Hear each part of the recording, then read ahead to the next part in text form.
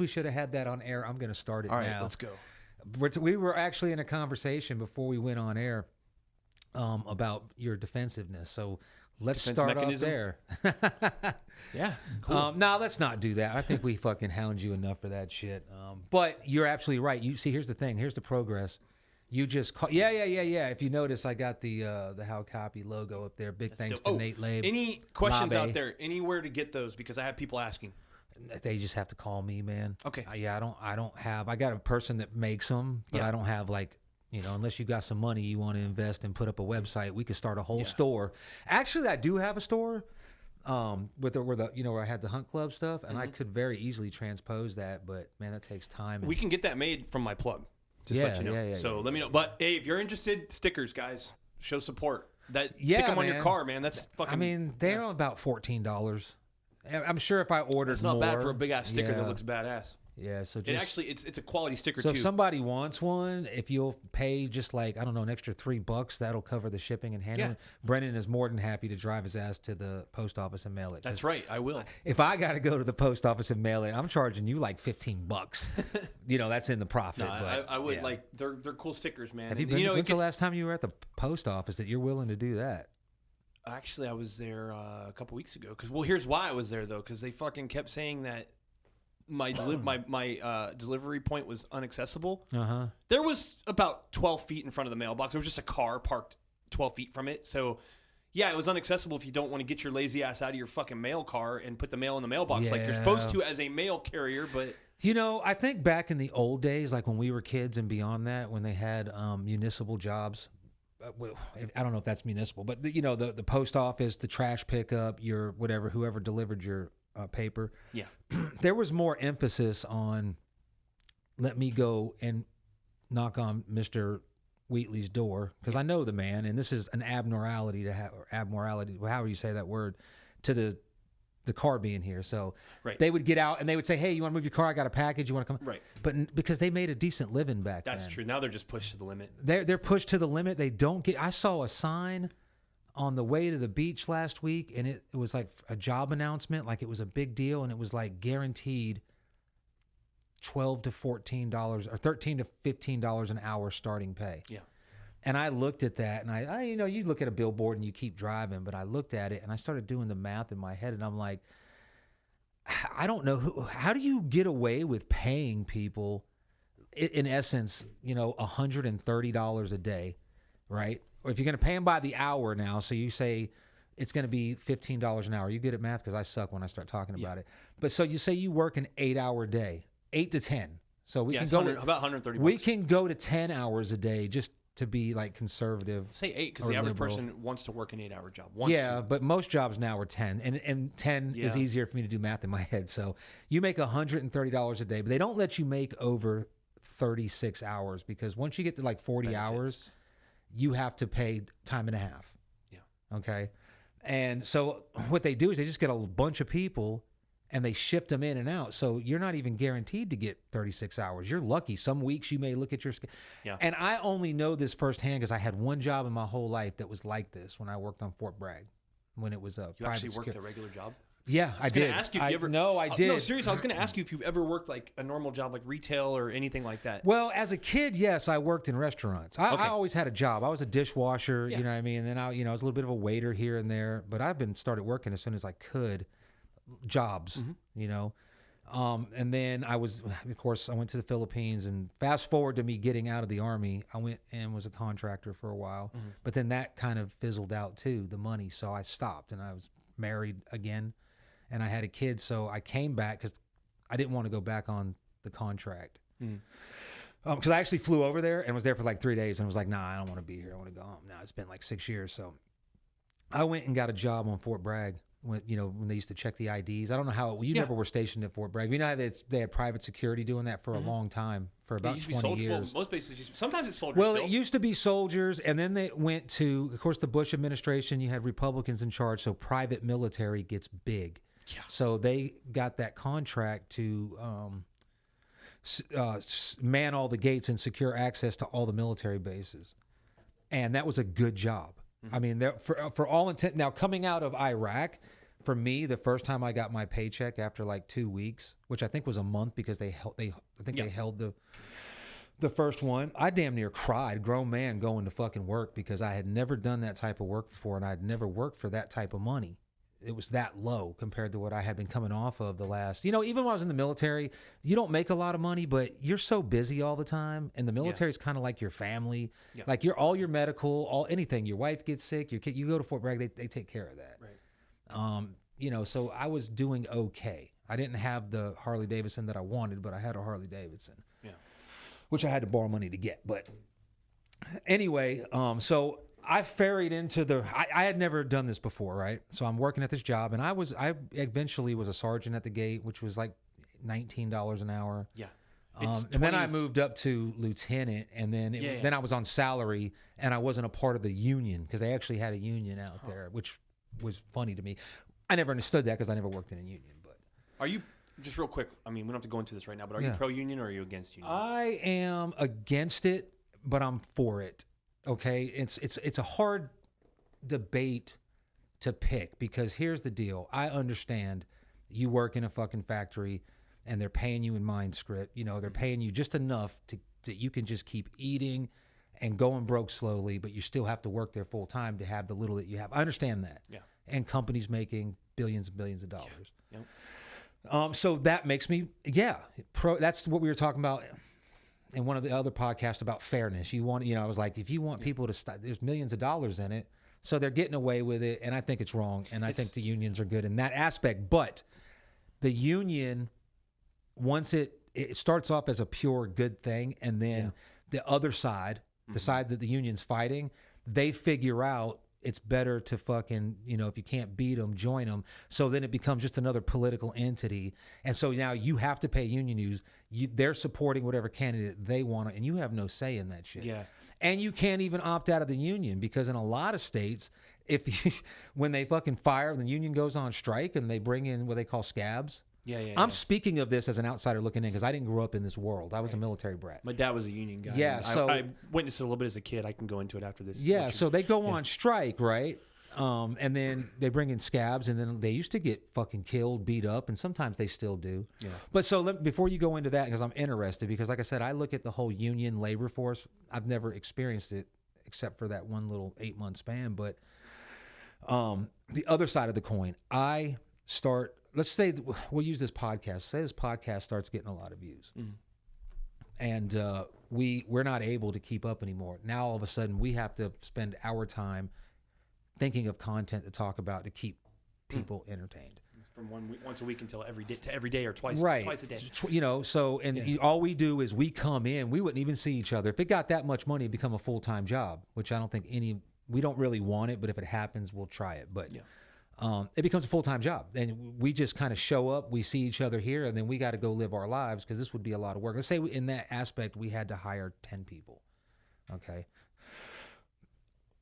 What's fair? Whatever our cost of doing business is versus the profit, we start off small. Let's say we agree that fucking 30% of our profit's going to go towards labor. We can't afford no more than that, or else we'll start losing money. It doesn't make sense. Right. And so it gets going, it stays pretty steady. And then they come with their union and say, no, you have to pay us more money. We don't care if you lose money. Okay. Never mind what the profits are. It's somebody telling you cannot, and this is ours. You see what I'm saying? This is my company. Right. I built it. All this fucking machinery. Now I'm going to switch all this fucking machinery. You think that's billions of dollars worth of labor, and then they have to maintain that shit. So they're lucky if they're working off like a 3%, 5% margin, I would guess, at $1 billion. So that's when I'm against it. Like, this is a free market, and I built this company. Who are you to fuck? You don't like it? Go get another fucking job. Yeah. If you don't like what I'm paying you, somebody will. But this is all fair, and I think that's where I fall in, is on the side of fairness. But you have to be for the union, but at the same time, if you're fair, you're against the union. So you just hope that the company wouldn't do that, but they do it. Yeah, obviously. Of course. Everyone's always trying to pull loopholes. Tell me about what because I got so my dad he worked for when we were in California when I was a little kid before he lost his job and didn't get another one for years. He worked for Pacific Bell. He was pretty successful. He was starting to build a good career with Pacific Bell. He went on strike a lot. They went on strike a lot. And he was in the International Brotherhood of Electrical Workers, which I get. If you're a tradesman, I believe in the union, absolutely. Because trades are probably the most crucial thing to infrastructure, period. Like, you need good tradesmen. Yeah, we're finding that out now, especially in Florida. You know what's going on there. But in the 90s, that's what happened. There's a lot of layoffs. There was a lot of undercutting tradesmen, and these companies wanted the... You good? Yeah. I freaked out for a second, like, oh shit, I didn't hit record. Yeah. I'm medicated, man. Come on, it's medicinal. So, that's where mechanics. Remember United? United laid off a ton of people in that. My mom worked for United Airlines in the 90s. So, looking back, tell me why you're pro union if you're a tradesman, and tell me if I'm a tradesman and I just showed up to your area, and I'm an electrician and I want to get a job, but I'm not sure about joining the union. Why should I join the union? The union does protect the workers. How? Benefits and workers' rights. The union is responsible for 40-hour work weeks. I can believe that. Yeah. I mean, if you look at the factories in the early 1900s, during the industrial, in an age of industrial revolution, we need something to protect people. But yes, I agree. There's nothing pure about it. Why is the government not doing that? Because see what I'm saying? It's just a lot of politics. Now, I get what you're saying. Yeah. Like, it protects you. Like, if I'm going to go, for instance, I'm in the trades. My wife's in the union at Womack. I'm in the trades. So I, probably because of some union shit going on somewhere else, I have to have workers' compensation insurance if I pay you. Okay? So if you were to go out and let's say that you sold like 10 roof jobs and I had to pay you for that, I've got to write you a check for that. You've got to fucking give me your fucking tax information. Yes. And then I've got to have workers' compensation on you, or else I can't do the job legally. Right. Then, and on top of that, if I don't have workers' comp and then my insurance company audit me, they'll fine the shit out of you. Okay? So I have to provide workers' compensation on my jobs. Mm-hmm. That's probably some union stuff, right? But I'm going to tell you how that hurts local business and why I'm against it. Well, I mean, it does hurt local business, but this is a corporation. Yeah. I believe it's... Okay, well then why don't they dissect it? Like if your company is a multi-billion-dollar company, then you can entertain or you can unionize there, but you should not be able... I don't know, man. But not all companies are union. Like, California, I remember California being a union state because when I had my first official job, I had plenty of little side jobs and couple illicit jobs, but hustles, I should say. Yeah. But when I worked for Safeway, that was my first like on paper job that I applied for, got hired, and worked as an employee. Mm-hmm. All right. When I was 16, they were union, and I never paid my union dues. But I'll tell you what, man, I was making. This is 1998, and I was 15. Yeah, 15 or 16. I was making like $12 an hour. That's good. That's freaking awesome. No, it's $10 an hour. Yeah, that's decent. $10 an hour in 1998. But I remember, like, I didn't want to join the union at that time. I felt like that's how I felt, though. I felt like I should not be. After your union dues, you were making that, or you were making that? I never paid union dues. Oh, okay. When I worked there, I only worked there for like 2 years. Oh, all right, because my grades suffered, so I had to stop working because like they demanded I think there was a law back then legally a child under 18 was not supposed to work more than like 20 hours a week or some shit. Yeah. They had me child working labor laws. Yeah, they had me working like 30-something, 35 hours. Were you on the books, like getting a check? Yeah. And but the thing was, is like I remember every time the union guy would come to the store, he would kind of like threaten me, and he would kind of try to punk me. Mm-hmm. And I didn't. Were they because a lot of union delegates, as they're called, up in the Northeast section, are all like connected to organized crime. So I'm sure he was. That come I'm around positive, dude. I remember this guy. He was like, he's about my size, Irish dude. Well, he looked Irish, slick back hair, mustache, but they don't have to be Italian. You racist. He wasn't nice about it. He was like, you better pay your freaking dues. You're not going to have a job, kid. Yeah, they'll fuck like you that. up. And it's like, wow, cool guy. It's like, fuck you. Yeah. Like, are you out here bagging groceries, motherfucker? No, some of those, like in New York, New Jersey in the 70s and 80s, if there were non-union guys. Look at Jimmy Hoffa, man. They would still don't know where he's at. They would send guys out there and fuck them dudes up, break their hands, steal their shit. But so let me tell you what my experience with the union, why I didn't like it. When I worked on Fort Bragg, there was a union, and they made you join it. Yeah. I had no idea what they did until I became a fucking lieutenant. Okay. if you got suspended or you got fired or you got, a lot of times if you fucked up, they would just cut your hours. Yeah. Because now they got you, I need the hours, boss. I need the hours. So a punishment is we're going to cut your hours for a week or two for being late and stuff.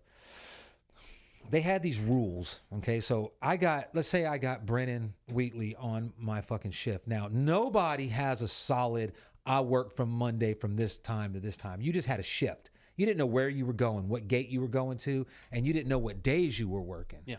So every week you could have this, you always had 2 days off, but it could be any 2 days in a row, and it changed from week to week. You know what I'm saying? So now you got guys that go in and they're competing for hours. Now they sucking the company's dick pretty much is the way I saw it.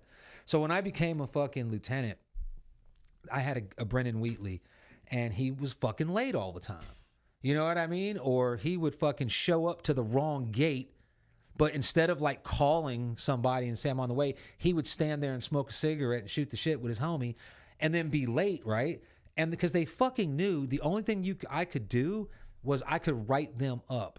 I had to write them up 3 times, or I could write them up. On the second infraction, I could fucking suspend them, like cut their fucking pay, which I couldn't do, but the chief of guards could authorize it, and he would. And he was a prick. Or, if I fired him or if I did anything, I had to get the fucking union guy there. Mm-hmm.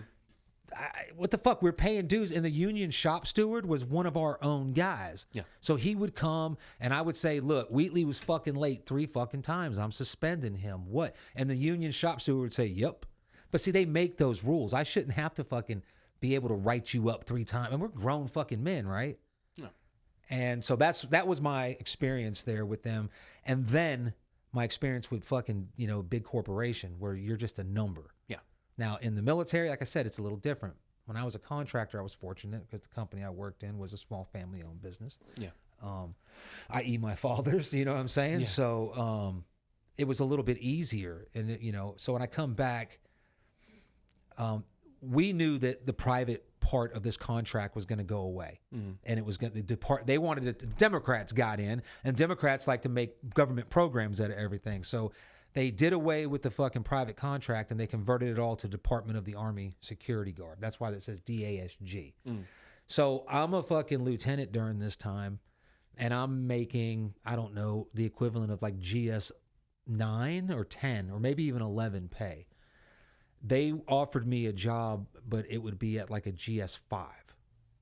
And I was like, are you fucking kidding me? Like, you don't pay me enough money as it is. Like, you're fucking, these people here, you $18 an hour, but they're barely getting by.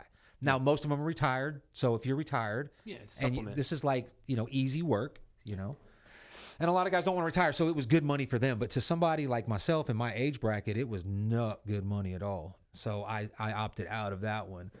But so we knew it was coming. So because I was working for the man, I had no idea that when they lay you off, that they pay you workers. I mean, what do they call it when you get laid off? Unemployment pay. Yeah. You pay into that. I had really no idea what that was.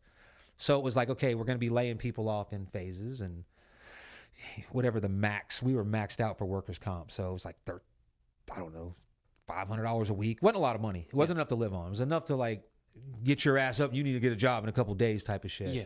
Yep. So when it came time for my phase, I was ready for it. I'd known about it for a month or two. So I was like, all right, I already had kind of like a plan.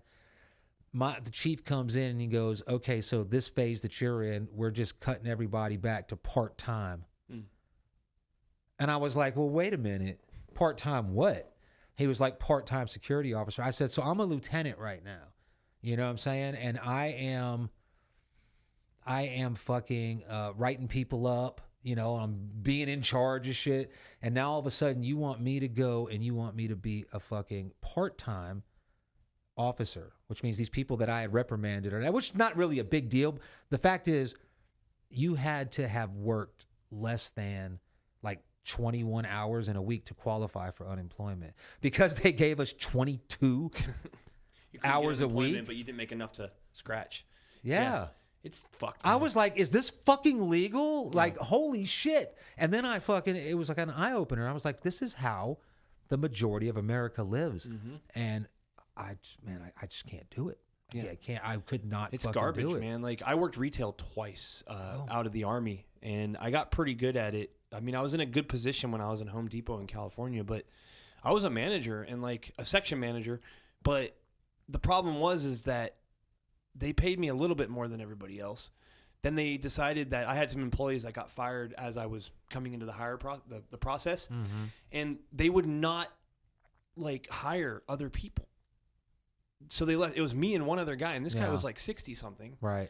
And you know, I tried to do my best, but I just had enough, and I was like, no, fuck this. Yeah. And you know, it's like, how do they? That's what I was thinking about that today. It's like, what is the solution? What is the solution to people having a decent life? I believe if you work 40 hours, period, you should be able to make ends meet and have a little bit left over. I've got an idea for that. And this is where my friends, because a lot of times when you are radically centrist, you get accused of being a leftist and a far right winger. You know what I mean? Yep. So to all of my conservative people that agree with me on much of what I say, when it comes to this issue, I believe that there should be caps on what CEOs and owners can make. So, for instance, and I don't know none of this to be a fact because I'm not a fucking researcher and I didn't go to Italy or I didn't go to, you know, all these other countries where they have this. But they have, say in Italy, I think, if memory serves me correctly, that the CEO of any company is only allowed to make like 60% more than the lowest paid employee. I think they do this at Ducati in Italy. This is where I was watching it.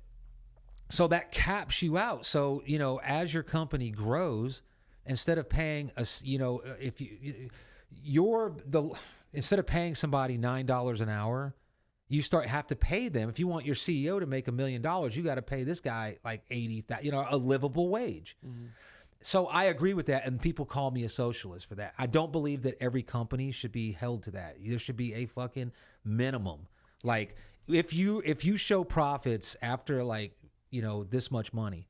The problem with that is this is America. So if I made that the law, once you show that you make more than $500 million profit a year, they'll start fucking scheming ways to get out of that. Because now they'll just open up 80 fucking companies. There's always a scheme. And you'll be like 10 people working in a fucking store. Yeah. But y'all all will work for somebody different under the name, you know, fucking Big Mac's appliances. Yeah. But meanwhile, Lowe's just recently did that. So, but yeah, it just comes down to fairness, man. I don't know the solution. I do believe that's a good start. I want to know, like, what fulfillment is there in, like, you get these guys at certain levels who just are so fucking greedy. What fulfillment is there in having enough money to buy the fucking world? Like, really, what fulfillment is there? Well, I think at some point it's not about cash liquid anymore. It's about power. It is. But it's like there's a sickness because, I mean, it's not right. You know, well, how much people work in this country. It's not Best Buy or Home Depot or Lowe's or all these big mega corporations. They don't have one guy sitting back in a mansion making all the money. That's a big machine. And here's the deal. There's government people involved. There has to be, because what happens is they want to expand. They know that if they put a Lowe's in every city, that they're going to make $1 trillion over 5 years or whatever. They're like, look, we're doing so good at this store that if we had one here, they grow. But in order to do that, you have to buy the land, millions. You got to build it, millions. You have all the regulations, all the fucking permits, all the fees, all the red tape, bureaucracy, all that fucking shit that the left clouds up advancement with. Yeah. It's a big, so who's got that kind of money at the readies to just go spend it? Like 5 people in the world. They got to go borrow it from a bank. Well, the bank's not going to fucking loan you a bunch of money unless you know what I'm saying? This is where like privilege comes in. If you know people, you know the right people. Yep. But so what a lot of punk companies do is they go public.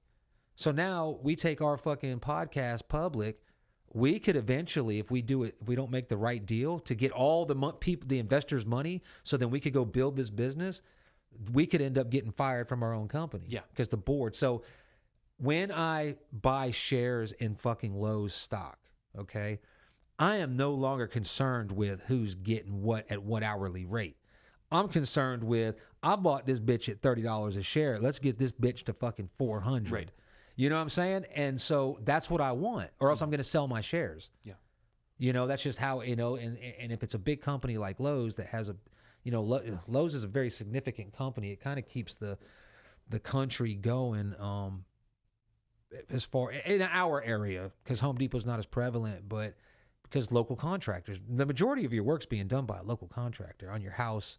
Even the guys building your house, that if they're like a national company, they don't ship in framers and sheetrock people. They fucking hire that locally. Outsourced to local. And a lot of companies that run themselves like me, I subcontract everything. So I will, a lot of times I will hire you if I know you and you're reliable. I'll just say how much to do the job, materials, labor, everything. So then you got to go get the materials. Right. So you're going to Lowe's all the time, so. Well, there you go. So it's going back to the union. I don't like them, but I know why they are there. I just wish that that they had a cap. I don't, and there might be. I'm just ignorant of it. Like your company has to be making at least because making $1 million is not hard. Grossing $1 million, like I go out and I sell a product, or I do a service and I make $1 million. That's not a fucking very hard thing to do. It's actually pretty easy. It takes a lot of work, but you don't have to have some magic formula to figure it out. Keeping as much of that $1 million after the job's done, that's the fucking science. Yeah. Because everybody's getting paid and you got to buy materials and then you've got insurances and then you have to factor in how many, like there's some decks that I've built and the profit margin's low for like say $6,000, but you say, well, shit, you're not building it $6,000. You know what I mean? But if that deck takes 3.5 weeks, how many hours a day am I spending going to Lowe's, talking to the client, making sure that the framer's there, arranging that the guy who's going to fucking pass it for inspection is going to be there. Those are all hours out of my day, and sometimes they're in a different city.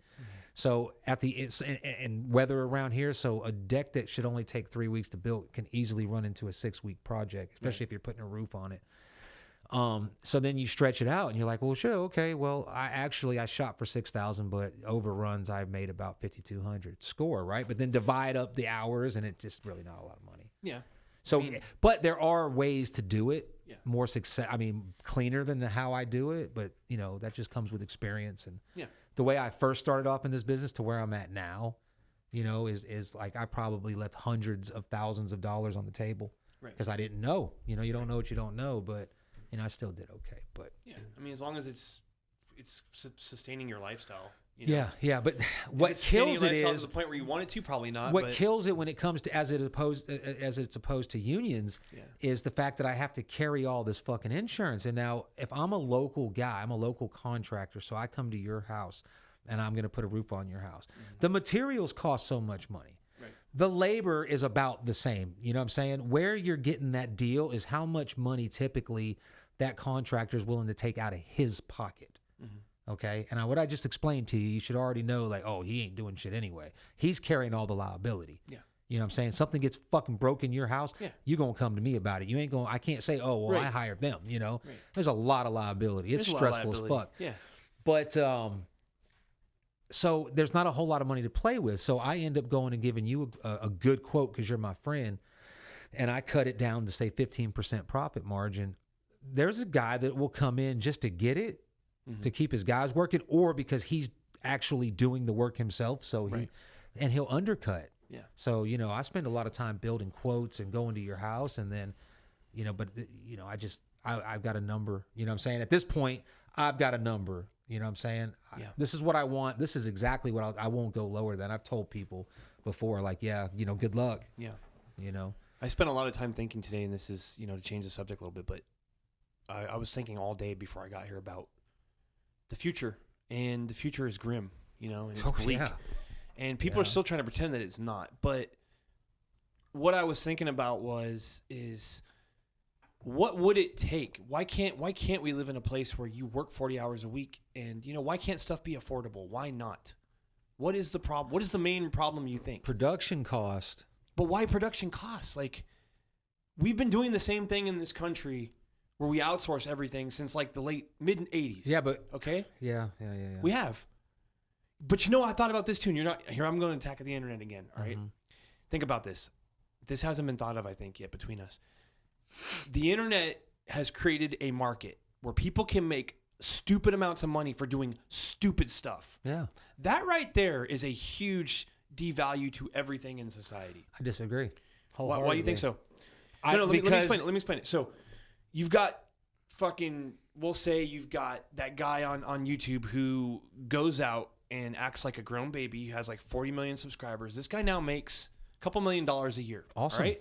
I'm happy. There's for a him. lot. There's been a boom in people who make a ton of money. Yeah.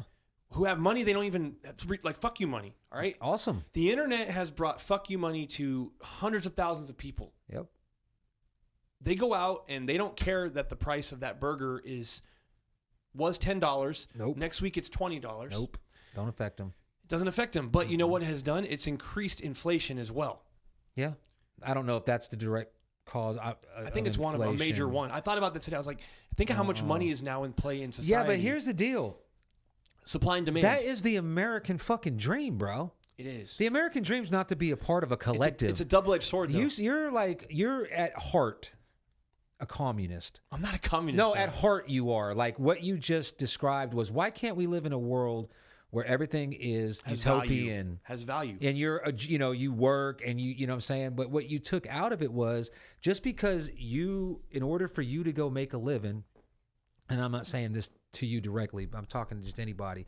If you feel like, I will say it that way, if you feel like that this is the only way you can go make a living is to go fucking work for somebody and get a check and hard day's work and I'll pay my taxes and all that stuff, right? I don't feel like that, but here's my thing. And it's all fair and good, but you want to turn around and hate on someone who's dressing like a baby and shitting in his pants and making millions. Not hating. I'm using jealous it as an of that example. guy. Exactly. But not that I want to do that, but not a jealousy thing, but the fact that it's flooded the internet. Okay, I will call this shit clout fortune. Okay, think of how there's probably more people right now on the internet making a ton of money who are financially substantial to the way things work. Yeah, okay? but that sounds like freedom to me, man. That sounds like freedom. But it shows how it is. But it's fucking the people who actually work. Well, I think we look at things. How do I say this without? You look at it. It's something that you don't like. You don't like it. It irks you, right? It doesn't. You don't like it. You don't like that people are doing the fucking posting the video with the guy, the stitch, and he's looking and agreeing with it. You don't like that. No, it bothers you. Therefore, it's like it shouldn't exist. No. It shouldn't exist. But it's just like no, it should. Who's going to balance it? Yeah. Hey, look, if I'm the motherfucker that's doing the Stitch videos and I'm making millions of dollars, who the fuck are you going to tell me that I can only put out so many so it doesn't infect the rest of society? I mean, because not everybody thinks like you. But honest question though, do you? I really think that these stupid amounts of fortune that have been created since the internet, since social media started to be monotonized. Yeah. And people can make money for doing. Where in history have people made good money for being freaking idiots? I mean, ever? I don't know, man. All I know is I want to be one of those fucking people that's making millions of dollars. There's people right now that think I'm an idiot. I'm sure. They look at you and they think you're a fucking idiot. Great. There are people out there right now that are like, I hear it all the time. This is the funniest one. I love this one. I tell people, hey, man, we got a podcast. Check it out. You might like it. Oh, man, everybody's got a fucking podcast. Good for them. Everybody breathes oxygen. I know, but look, so so the 3 times that I've noticed this, where people are like, oh, everybody's got a fucking podcast. When I go inside their house or I end up talking to them, they have this equipment and they want to do it. They just don't. They just don't do it because first of all, it is a lot of work. Yeah. All right. There could be hundreds of hours if we got enough subscribers and we could, make money and we could make different content between just me and you sitting here. We could have guests and stuff like that. I was told by a viewer too, we need to be more abrasive because those are the people that really make it. Like we need to. I don't know what that means. What do you mean abrasive? I don't know. Like be one thing. I guess. Like troll. Like be a troll. Like I don't know. Man. Be racist or be sexist or be Republican or be Democrat. I can't, man. I can't either. I tell you what. I will be abrasive. I will be as abrasive as abrasive can be when it's something that I believe in. Yeah. You know what I'm saying? I can't pick a side. I can't pick a side because I don't agree with everything. If I agree with it, I'll be passionate and I'll be abrasive. If there's something that I really believe in and you're challenging that or anybody challenges that, I'm gonna be very abrasive. You also believe that let's go here. You think that Five Finger Death Punch is a good band? No. Okay, good. I was just fucking with you. No, I never liked Buddy them. believes that Incubus sounds like Creed. No, but again, no, let me clarify this though, because I stand by my statement. Yeah. When you hear Incubus, you hear Incubus. You may even hear the guitarist. Mm-hmm. Like when I hear Guns N' Roses, I can hear Slash. I can hear Slash in any song. Yeah. Okay. So, but I don't know Incubus like that. But you might. Okay. Your wife does. Mm-hmm. When you hear a Creed song, you recognize it right away, and you know that voice. Or Nickelback. You hear that fucking riff. That's a 90s cool voice. Like, did you ever notice in different eras there's a certain voice? Like in the 60s, it was that like, kind of voice. You were talking about it here recently in one of the podcasts with the 80s voice? No, the fucking internet speak. Internet speak, yeah. You called it like stop speak or short speak. I don't know. It's just fucking... You can watch a movie from the 80s. You can watch a public video of someone, a normal person in the 80s, all the way back to like the 40s, and people generally had neutral accents. Not neutral accents, but they didn't do that uptalk. They didn't do that uptalk bullshit. The uptalk, yeah. You can watch someone now and immediately know they are probably on social media a lot because of the way they talk. Okay. Yeah. That's all I meant with that. Yeah. So what you just said was in the 90s there was a voice, so it's kind of similar. That was the pop. So let me get back. So if you hear Nickelback right away, you're gonna know that's Nickelback because you don't like Nickelback, but you've heard their songs enough to know that you hate them. Yeah. You probably even secretly liked them when they first came out, and then you were like, "That's gay." But now they're hated, and it's cool to hate Nickelback. But if you're somebody that grew up listening to Jodeci and fucking Boyz II Men and NWA or, country music, like straight country or rap, and you never listened to rock and roll, if the radio was on and you played a fucking Creed song and an Incubus song, to that person, they would sound the same. I see what you're saying. You see what I'm saying? Yeah. So to you, because I don't have the ear, because I'm not a fan of it, so when I hear it, I'm like, is that live? No, is that not Nickelback, but is that live? Remember the band Live? Oh, God, Live. Is that them? Or anybody with that trying to mimic Eddie Vedder's tone? You know what I'm saying? So that's what I mean by that. He did start that too, I think. Well, Stone Temple Pilots, Eddie, like I used to always get confused when Stone Temple Pilots, Eddie Vedder, Pearl Jam, and Soundgarden, they all have that voice, man. Like it was. I don't know who started it. I don't know. I don't know either. I would say Eddie Vedder did, man. I don't know if he started it. He didn't start it, but he definitely put it in the came out of Seattle, so they were all in like the same music scene. Yeah. And Seattle's a little bit more of a depressed city, you know. They're just there. Every time I think of Seattle, I think of that actress, Janine Garofalo. Oh. You know what I mean? I don't know why, because she just looks like, she wears those Steve Madden like bag lady shoes and sweaters and heavy eye makeup, and she just got a very depressed look about her. It's a depressing place to live. I lived in the Pacific Northwest. It's real. Seasonal depression is definitely a thing. Is it there. real? Oh, I mean, I got it in Texas. I'm gonna tell you right now, I felt it in Texas because it never fucking rained. It's real, man. Like that place stays gloomy. That's where that music came from. That music. Exactly. That's what I'm saying. So did Eddie Vedder start it, or was he? He was the first person I ever heard with it, because Pearl Jam's Alive, or 10, that album dropped, and Alive was on MTV probably months before Stone Temple Pilots. Mm-hmm. If you were in the scene, maybe you heard about him before. I'm talking about mainstream. Yeah. Okay. I wasn't in the Seattle music scene. I never even heard about it because I lived there at the time when that stuff came out. LA rock music, which I was a big fan of when I was a kid, which was like your glam rock, from the 80s. Well, that died.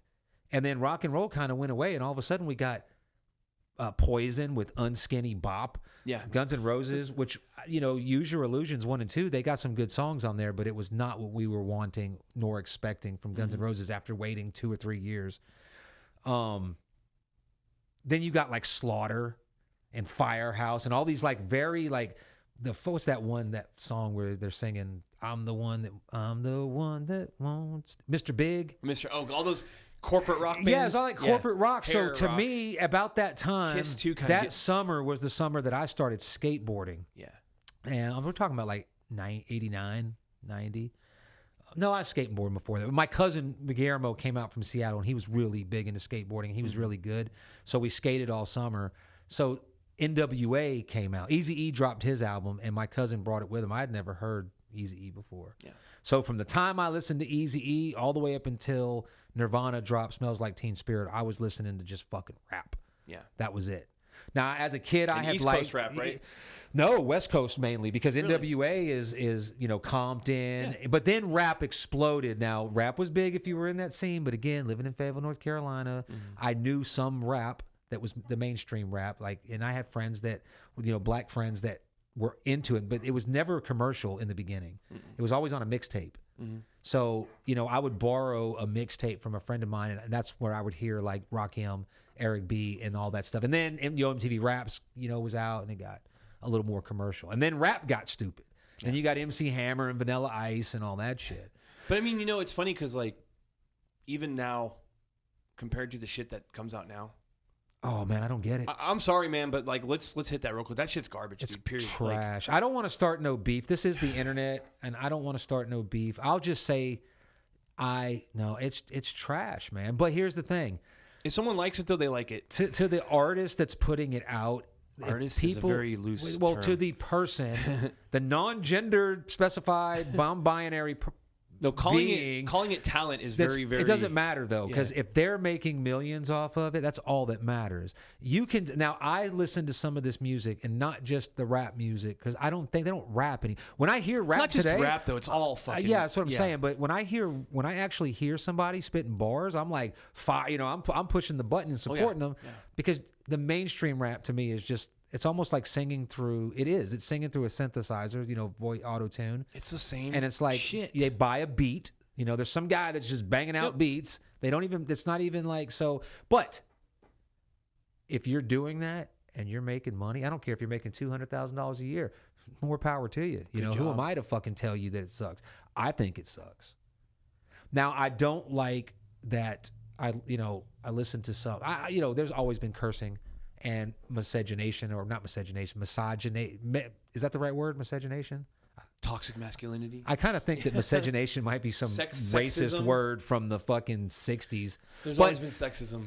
There's always been like, hoes and bitches and smoking blunts, but to the point where I'm listening to a rap song and the only thing he's talking about is fucking the bitch and fucking this and wet that. Pussy, fucking, choking on a dick. Cool. I mean, that to me, how classy. I don't care about the class part of it. Anybody can rap like that. Anybody can say "bitch on my dick" blah, with blah, blah, auto-tune and mumble and auto-tune, and you drop a fucking N-bomb every other fucking word. Like this a lot. As long as that word, they always do this shit. Like but let's protest violence and unnecessary killing. But at the same fucking time, bro, this is a fucking free country, and Mike, I don't allow as much as I can. I don't allow my kid to listen. Now I do let my kid listen to Ice Cube. I do, and Ice Cube says bad words, and he talks about shit, but it was relatable. It wasn't fucking like it is now. Do you get what I'm saying? Like, my son can hear Ice Cube now at 12 years old, and it's not really influencing him.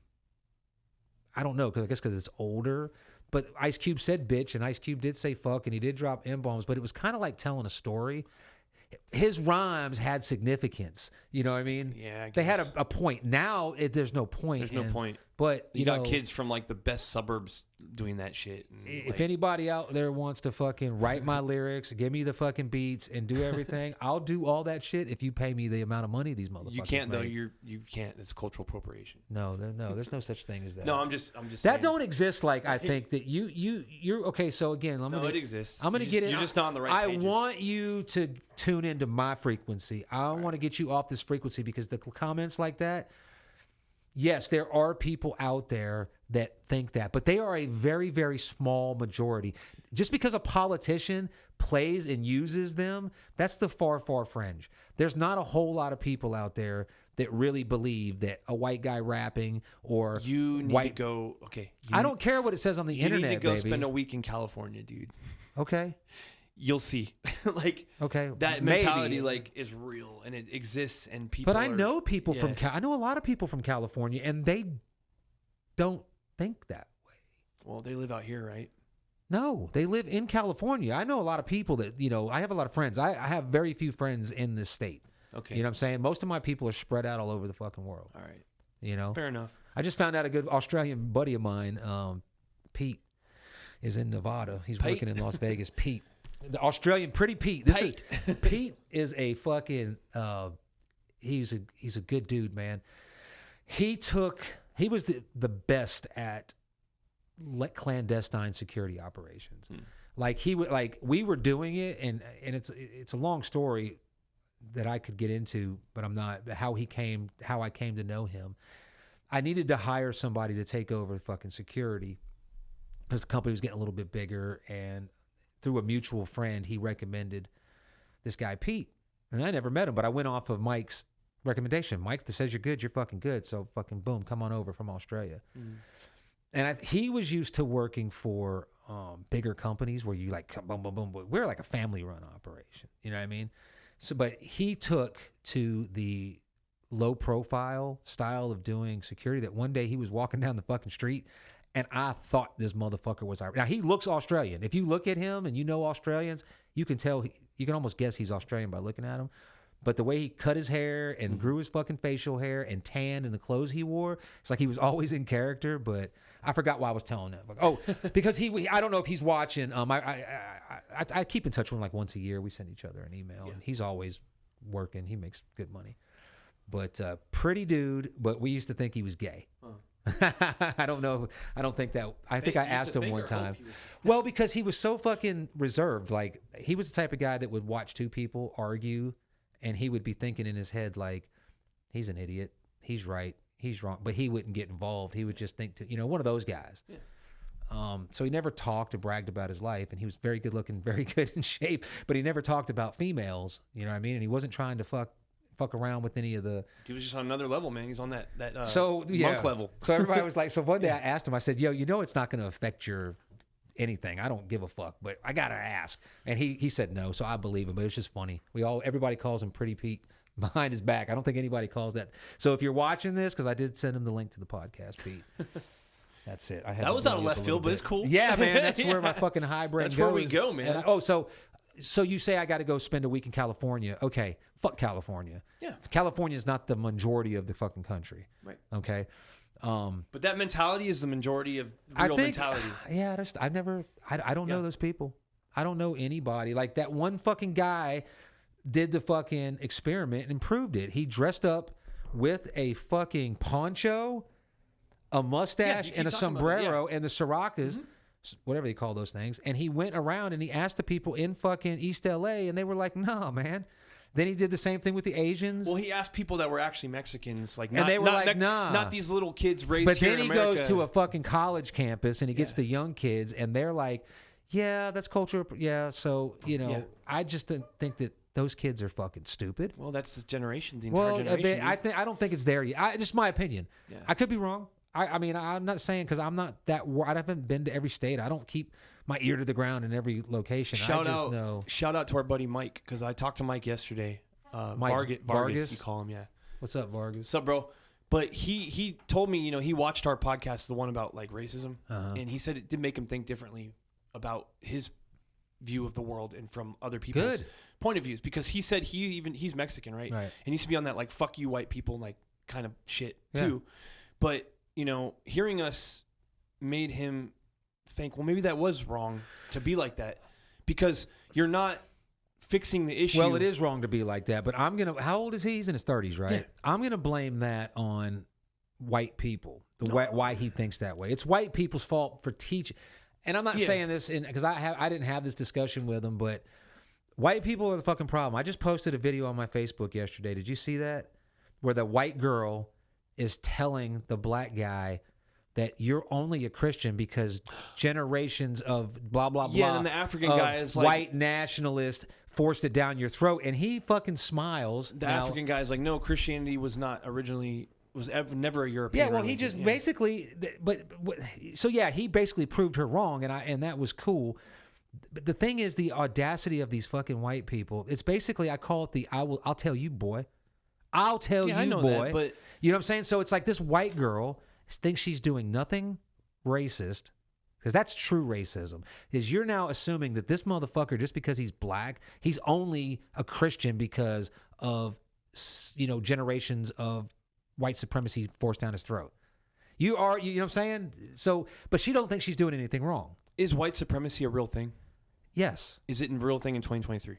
I'm sure it is somewhere, but it doesn't matter. Does it affect the world in 2023? Does it really? No. Ask yourself. The world, no. No. No. All right. Is it if you never talk about it, it don't bullshit exist. construct, you think, that's pushed? Well, no, because you can call it white supremacy because the people that fucking did this were white. Yeah. Okay? Yeah. That's not in without order. a doubt. See, like, again, we go down this road. Race did not go down this road because it's a fucking dude. Race did not exist until the 1600s. I think it was 1619. Race didn't exist. Right. If you want to prove me wrong or tell me I'm wrong, fine. Give me an instance prior to 1600. No, I get all that, but how, that race was mentioned. Question: how do we move forward from now? You got to stop fucking talking. You got to just say, okay, we've reached it. It's over. Nobody wants to say that though. No, because there's people that are in the fucking business. They profit from it. Yesterday, I was on a site called Fools Gone Wild. Right, it's a Cholo site on Instagram. This guy who claims to be the voice of like Cholo and like Hispanic culture, specifically Southern California culture. He dresses like he's got a hockey mask with a clown nose. He calls himself Little Mystery, right? He always posts this stuff, and he's pro Biden. Like, people go on there, and like you can tell they're mostly Californians. Man, I don't think any fucking real like Cholo Mexican, proud Mexican heritage motherfucker is a Democrat. Dude, you should get on Fools Gone Wild. Like, this is like there's a lot of people on there, man. They're very big. They blow up, and I like the stuff on there, and like I relate to it, but there's a lot of like fuck you whitey shit on there, a lot. And if you report it, it does not get flagged as hate speech. I don't. I guess my point here is I don't care. My point here is I'm not trying to sound like, ooh, white people. But you are. That's exactly what you're doing. But fucking how do we end this bullshit, dude? Well, I mean, see what you just said. You are. That's what you're doing. But so what you're doing is, I believe, and a lot of people. Okay, let me just give it to you like this. This is the best. This is the best perspective I can put it in. No, because a lot of people look at you and hear you, and they just think you are trying to be a victim. The fucking white man is being fucking. You can say whatever you want about white people, but if I say it, it's not fair, right? And that bothers you. Yeah. We look at that. I say we because I think just like that. If I hear the white people are being under attack, and blah, I'm just like, it's not real, bro. Like, first of all, it doesn't affect you in any way. It hurts your feelings. That's it, right? How does it affect you? If a whole fucking race of or a whole generation of people out there think that a redheaded white male who we say that now, but they probably said this about Jewish people in 1936. Bam. Maybe. If you don't let it, if you don't check it, if you don't fucking check it, it's kind of like okay, to hear and this is gonna make you mad probably. Go for it. If there's a guy that's sitting in a fucking 5-star hotel, and he's lonely and he's rich and he's doing a fucking video about how hard his life is and he's really, you know what I'm saying, you're gonna look at that and be like, motherfucker, fuck you. You living in a goddamn 5-star. You are rich. That's like Paris Hilton complaining about her life, right? But does that mean that person, just because they're rich, they can't have fucking problems and feelings? No, it doesn't. So, but you automatically dismiss it because he's rich. Yeah. So you have a genuine feeling, but people dismiss it because, bro, it's not hurting you anywhere. It's just hurting your feelings. So the mindset is these people that have been disenfranchised for 100 years, 50 years, as little ago as the 80s, where like there was still some potential, I think, and I wasn't around for this. I'm just going on my guess here, that there might have been a black dude go for a fucking job at a steel mill and not get it because the boss hired a white guy instead because the guys in there didn't want a black guy on their fucking team in the steel mill. You see what I'm saying? Yeah. Do I think something like that happens today? No. Okay, but it's not long enough ago. I guess it's like literally 2 people ago. What's 2 people? I guess I'm stealing that from Joe Rogan, but 2 people ago. Yeah. My father, who is 70, his father, who died at fucking 89, and then his great-grandpa. You know what I'm saying? That's 3 people. That's 100 years. I guess what my point is, just stop. Well, we would all like that. No. In a perfect world, I agree with you. But the only way to stop it is to stop. Well, I think the first way to stop it is fucking ignore it. That's what I feel about it. When I hear and I understand what people are talking about, but I always hear it as, oh, we got to shut down the border. Why? Look what's going on in Florida. Do you know what's going on in Florida right now? I don't really know, but something happened. I think all the fucking Mexican workers went on strike. Good. And there were people or they didn't show up. They ain't, Mexican, him motherfucker ain't gonna go on strike. He gonna go to work. But I think to prove a point, probably some union type thing got them to all stop working. I think. I saw it on TikTok. It was like the 4 or 5 people in different parts of Florida were like not a roof. There's all these roof jobs that are like half and the construct, they're all empty. Proving that if you did remove every illegal person from South America out of this country would fucking stop. That's not fake. That's real. Like, that is like, that's a fact. So the border, I'm like, I hear these people all the time and I'm like, why do you think we should shut down the border, like get a wall and all that? Because in my mind, I'm thinking, yeah, sure, have a wall. Mm-hmm. Well, they're coming over here and taking jobs. Really? They took a job from you? Did you lose your job from them? Are you going out applying to be a fucking roofer? No. No. You don't want to do it. Hey, I tell you what, motherfucker, if you got a roofing crew, I'll hire you. So, Americans, and besides that, Americans, they're just not good at it anymore. No. There are some good guys in there that are really good with their hands and they're carpenters and they really love what they're doing, but the majority of fucking people that are in the trades that are American, they suck. That's just plain and simple. I'm trying to and people are like, oh, you just want them to come over because you pay them less money. Fool, I pay my South Americans just at your South more. Americans? Your South Americans? The guys, they're not my employees. Are you a slave master? No, they're not my employees. My guy, look, I started working with my man, my roofing guy, like 7 years ago, and he was just small fucking crew. Yeah. That fool's got trucks. He probably does better than me. All I do is line him up. So he don't work for me. He's got his own insurance. He's got his own company. He started with a shitty truck, so they're not my employees. So when I say my South Americans, because I say my gringo, I call them gringo crews and SA crews, South American SA. But I will pay them just as much or more because you get a better value. Yeah, for sure. Right. And that's, so, and not only that, when it comes to the border, I believe, and this is one of the things that I don't care that people get mad about. I believe that 90% of the people that come across the border are good people. Yeah. And I believe that they are better than the third generation American. They're more American. I won't say better.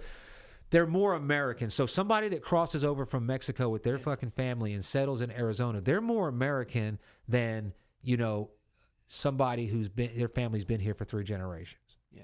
That's the people that are talking about, oh, that's cultural appropriation. That's exactly. Well, see, that's here, dude. So I want more Mexican people to come here to drown out. Hear me out for just a sec. All right, that's my whole point. Like, I'm trying to pull things out of you because you have good points. Okay, right? Pull. My whole point on talking about like all that anti shit online. Fuck, how do I say this, man? Okay. I know there's no more hope for our government. All right. Nope. There's no more hope for probably the progression of our society. America's done for. But there has not been the concept of America in history of the world. All right? Other countries have based their stuff off of our ideal, our beliefs. Somewhat, yeah. Yeah. There is an American belief that exists still. All right? But now, is it perfect? No. That belief that you're talking about, the America, that's a lie. That's what gets us. That's all based. That's all. Listen, that's all based off of the, like. I'll give you an example. Like anytime America does anything with a new government organization, like say the Department of Education, they don't make the shit up. They go, like when Mussolini was putting fucking his government together, they actually went and studied fascism, and they came back with favorable reports because at the time, communism was getting big. So they actually sent envoys to go sit by Mussolini and see it, and they actually come back and wrote favorable things about a fascist government because we are a fascist government. It's like when the fucking business and the government combine. I know we are. So, but think about it, dude. People here are so protected and able to. You believe in some type of. You believe at one time. This is where the Make America Great Again comes from. You believe at some point in time. No point. America was this great fucking place for everybody, and that if we could just get back there. No, I don't believe in that. I don't believe in that at all. At all. So, but you believe in patriotism and serving your country. I believe that this country has a different, there's an ideal that exists here that people come here and they Yeah. No, they live it. Yeah. Because now here's the thing. You can achieve it. It's not that easy. It exists here. Yeah. It does exist. But this country is not, you don't have freedom. You don't have freedom anywhere. The illusion of freedom is there. So what's the answer then? That's what I'm trying to, like, we can sit here and talk about all the faults. You can, that's like you said, like the rich guy in the high tower. Well, you can't solve it with any one thing. You have to figure out a way to enforce fairness. Okay, so once you figure out a way to enforce fairness, right? Yeah. Everybody's like, okay, good. Yeah. We can live with that. This is the law. It's called law and order society. You have laws, things you can do, things you can't do, so everybody can live in peace and harmony, and it's all fair. The issue is, in that, now we all break away and go start doing our own things. I start my business now. I'm a dairy farmer in our community. Now I'm selling milk overseas, so I become the richest guy in the fucking town. My tax money is funding this town more than yours, and more than yours. So therefore, I have a fucking say. Oh, I don't have a say? Okay, watch this. You have a fucking mayor? Hey, Brennan, you're running for fucking mayor, okay? Yeah. And I'm going to pay for everything. Don't worry about it. I'm going to use my influence, because if I'm that rich, people want to be my friend. So now that's how I play the game. Yeah. With my I have a fucking city council that I can buy. And the problem is then more people start getting money and they start competing with each other to rip us off. And the problem is the people that are supposed to be in between us and them, in theory, they're here for us. And some of them might start off that way, but they quickly learn they work for them. Right. So whenever you fucking see, who the fuck's making this rule about not keeping score anymore? Who's making this rule about fucking it's okay that, we can take our kids to transgender and let's start teaching our children there is no gender? Where's that coming from? That's not coming from the college kids. They're being taught that shit. Yeah. It's not coming from us. It's coming from them. Like, people are like, if they want to sell something or they want to control something for a certain market, they can propagandize their way to it. They own the media. So let's talk about the fucking environment so we can dice up future pollution and sell it like stocks and make millions. Yep. So anytime that you legislate fairness, someone's always going to figure it out. There's nothing you can do about it. If you want it to change, you have to be the motherfucker that's willing to fucking put heads on spikes and fucking kill to set yourself on fire like the Vietnamese. No. Monk. No, you have to be able to willing to do that. No. Fuck that. That's not. No. You missed my point. My point is, you have to be the motherfucker that's willing to walk into a county, a city, a neighborhood, a state, and say, "This is the law now. I'm the fucking king here." So if you don't like it, you can have cake or you can have death. Pick one. I'm still in that Eddie Izzard. Cake or death. Who is the real enemy in the world? It's subjective. Whoever's fucking in charge, it really all depends. Yeah. If the guy in charge is your enemy, if he's my friend, he ain't my enemy. What's really? That's what I guess my point is. You want a fucking utopian society where everybody's fair. I don't want a utopian society, actually. I mean, why not? I mean, I think that would be great. But to think that it's obtainable, if everybody did the right thing, it's attainable. The problem is there are people that look at right and wrong differently. It's like right and wrong don't really exist. You know what I mean? Because what you think is wrong, someone has no...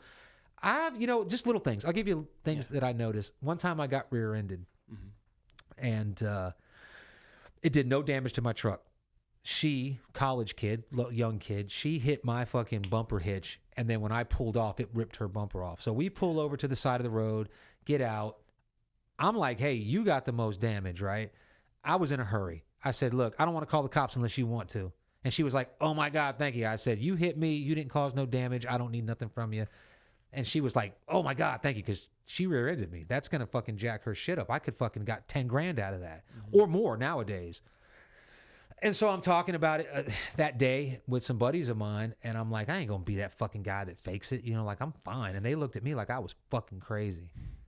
Like, they would have fucking went, and they have, when they're like, they see getting rear-ended as a fucking cha-ching. Yeah. And a lot of people see it my way, but a lot of people don't. So I kind of felt like an asshole for not doing it because 2 days after that accident, I did have whiplash and I could not go to work. And I ran my own business. I was fucking in a landscaping business at the time. So I had no idea that whiplash was a real thing. I just thought it was something that, because the people I grew up around were like, oh, they're just bullshitting. Yeah. It's a way to scam. But the thing is, why do people get mad that someone else is getting over? You know what I mean? Why do you That's another good point, too. That's an American thing that Not just American, dude. That's a fucking world thing. A lot of people in my family subscribe to that. Like, somebody's got to pay. I'm always like, why do you have to, like, somebody's got to pay for it? Like, you should not be able to go and sue. The insurance company fucks you over every goddamn day. They wouldn't have insurance if they weren't making a lot of money. So when you make the fucking claim, trust me, someone's already thought about the percentage of claims that can come in, and that's where they base their spreadsheets off of. So you making your little 10,000, 8,000, 10, whatever. I guess that errs on the side of now they're going to turn around and raise that person's rates. Yeah. And did you really need $10,000 enough to maybe they couldn't afford their car anymore? Right. But you see what I'm saying? Yeah. I think that way, someone else. So the only way to have it your way is you have to be the baddest motherfucker in the valley. Yeah, but you could take over anything. You could walk into a neighborhood right now. That's why we're in this you could have everybody cycle, in there working for you if you had a crew and you had the means and the mental capacity to fucking kill a kid right in front of his fucking father, to break his fucking spirit, or rape the father in front, or make the little kid kill the mother. That's happening today. In the world, Joseph Kony's notorious for that shit. Oh, what happened to him? He fell off. I don't know. I think we just stopped chasing him. He probably got paid off. But what goes on in Africa to this fucking day, they will fucking go in, everybody's enemy, and they will make kids kill their own mothers. But you see? And no, that's not propaganda. That's what people who sit on the internet who were born and raised here want. They want to go back to that. Quit fucking blaming the goddamn internet. The internet is a fucking great tool. The internet has made me so fucking smart, because if I don't know something, if you ask me a question about the molecular makeup of this fucking can and I'm really interested, I can go on the internet and fucking find out how it's done. If I give you $10 million, you can buy a lot of shit, right? Not really. That's going to be taxed. I'm saying if I give you $10 or $20 million, you can do whatever you want. And free and clear of taxes. I got $10 million. Yeah. I mean, I could, because I'm poor. That's the internet, man. Do you think that could be a bad thing? No. So if everybody had $20 million right now, you think that's it'd be awesome. A great thing? It's That'd awesome. Be great. Yeah. You think it'd be a great thing? Yeah. It'd be perfect. Yep. No, I think it would be fucking disaster. Okay. That's what the internet is. Well, as long as in that scenario where some people have 20 million and some people don't, as long as I'm one of the ones that has 20 million and you don't have it, then I'm okay with that. So you're okay with that? Yeah. All right. I'm okay if I have 20 million and you don't. Yeah. You see what I'm saying? Yeah. I'm okay if everybody has 20 million. Okay? Because here's the thing, man. If you want 20 million, first of all, no one's going to give me $10 million. Yeah. I might win the lottery, maybe, if I played it more. But if somebody does give you $10 million,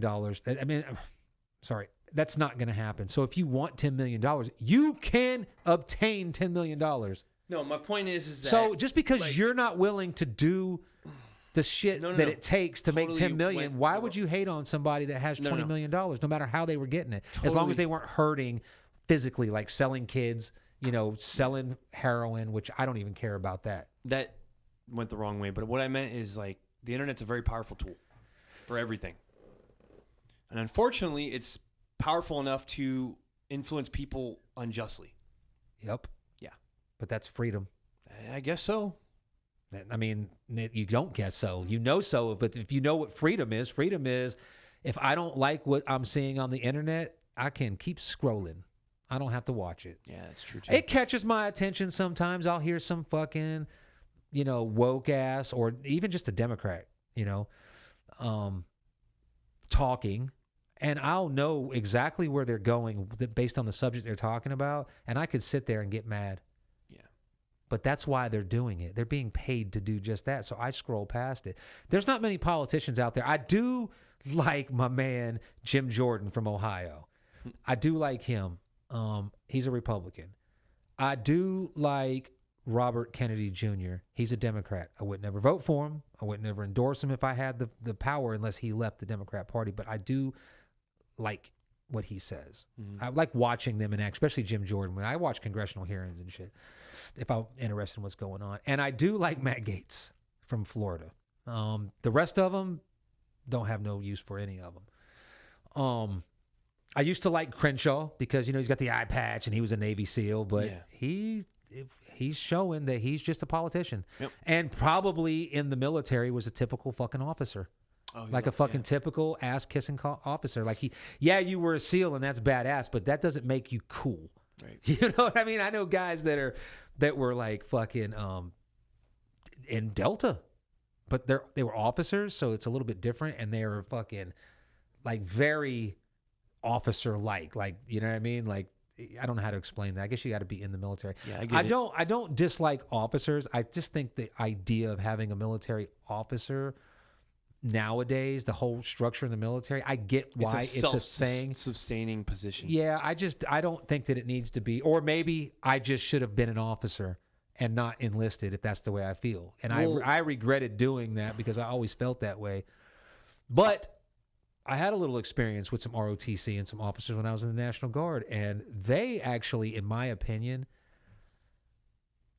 officers coming up as butter bars and second lieutenants, they get demeaned more by higher ranking people as like white people demean each other.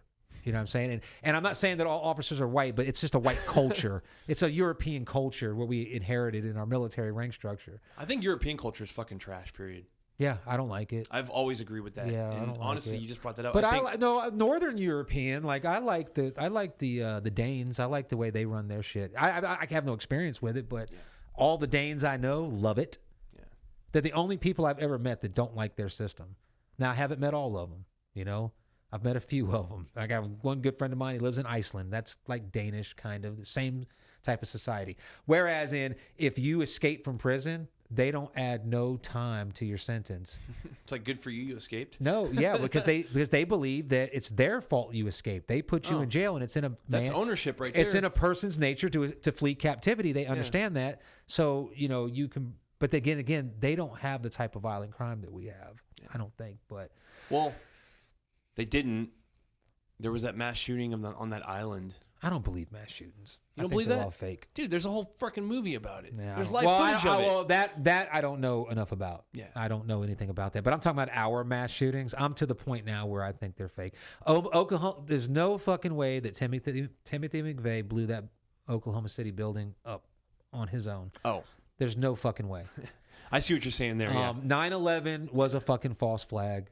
Yeah. That building, Tower 7 that came down, I was alive and I was in that building when it was being constructed. That's how new that building is. It's made out of fucking straight steel. It's like hundreds of feet or 1,000 feet away. It's like 2 or 3 blocks away. I can't remember exactly. And it fell straight down.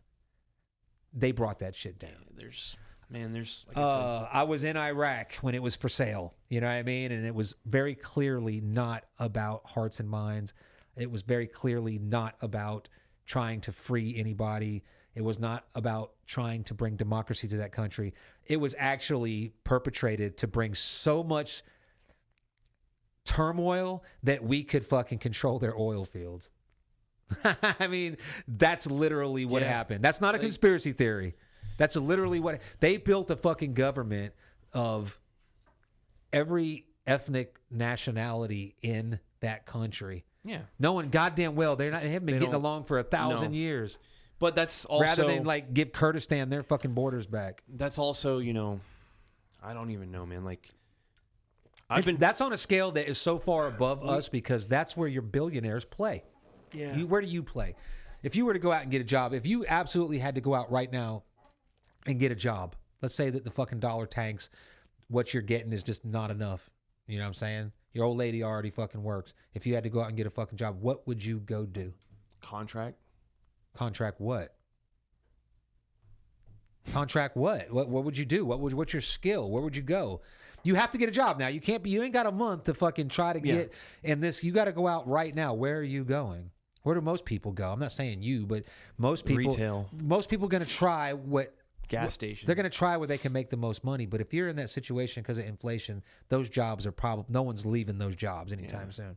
So you're going to end up at a fucking gas station or you're going to end up working at, and people can say, well, I work at a gas station. Okay, good. I'm glad you do because I frequent gas stations and somebody has to work there. I ain't going to work there. You see what I'm saying? What if you had to? I wouldn't. I would change my situation. But okay, no, that's cool. I've been in that situation before, bro. Yeah. Trust me. I've reinvented myself a few times. Now, I'm lucky. I've got the support of family, but my family don't help me out. Like, I'm gonna give you an instance where my family helped me out. Well, shit. I mean, there's a lot actually, but this is all good stuff to hear. You know, just to give you an example. My dad was in Iraq and he was running. He was working a lot. He wasn't able to come home every 3 months like we all were. He was just stayed there. Yeah. Okay. They owned a house that was a big house, and my mom was there by herself, and she decided that she did not want to live at that house. It was just too much for one person, so she moved to another place. Well, that house was empty. And when I first moved back from Iraq, and I got that job on Fort Bragg, I lived there. Rent-free. That's huge. That's big. Yeah. That's bigger than big. That's huge. That's not like a fucking major fucking handout because if that's what families are supposed to do for each other. Yeah, there's nothing wrong. Like that's, you know, it'd be different if I came. I wish I could come home and they'd be like, here, go buy a house and do, you know, co-sign and do all that, whatever. No, but you know, I had some help with it. But if I absolutely had to go get a fucking job, I already have a job per se. You know what I'm saying? Like the last 3 weeks, I have been pretending to be semi-retired. That's just where I want to be. Yeah. I have a very hard time doing things that I don't want to do. Right. Okay. That's why I do what I do. I don't go and work at a gas station or work at Kentucky Fried Chicken or work at a plant. So I have enough jobs at the time and that I said, okay, this is enough money for me. I don't have any overhead really. I can do one. I can cut back on my spending. I'll just go surfing a lot. Blah blah. I'm finding it very boring, and I'm finding that I should have saved up a lot more money than I did because at the rate I was spending money versus what I tried to transition to, I do it without even realizing it. I mean, there are days where I spend $150 at the gas station alone in one day. Like leave at 8 o'clock in the morning, fill my truck up, go in, buy whatever, pack cigarettes, pack a dip, whatever I'm doing at the time, buy a Red Bull, okay? And then, but that's not that much. That's $150. I know it's not that much because figure if I might spend $60, $70 filling my truck up. Well, that's most of it. Yeah. And then you got cigarettes or dip, they're about the same price. Yep. Red Bull. And then when I drive to where I'm going, well, my coffee's empty, so I go in, I get a coffee. Maybe I get something else. You know, maybe it's a day that I went to Wilmington. You know, so I go to Wilmington and then I end up fucking buying more at the gas station than one should. Yeah. When you're used to a certain amount of money, that's no big deal. You don't even fucking realize it, okay? Until you go to say, okay, I want to try to live on X amount of money, and you realize you've spent through that shit in like 3-4 days. Yeah. You know, it's nothing, you know, and that's just it. If I needed to absolutely go out and get a job, then I would just work more.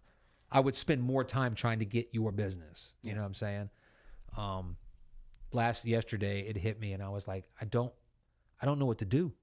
I don't know what to do. I get up in the morning. Like today, I didn't go surfing. I went to the gym. I came home. I did some breathing exercises. I made some jamu. Yeah. You know, I chilled on my phone. I made dinner and then I came here. But those in between parts bore the fuck out of me. Yeah. And I feel like I should be working, but I'm trying to get used to retirement, and that's because essentially my plan is to move to a place where I can, I've said it before, where I can do what I want, which is basically I want to get up and go surfing that day, whether it be that afternoon or that morning or both.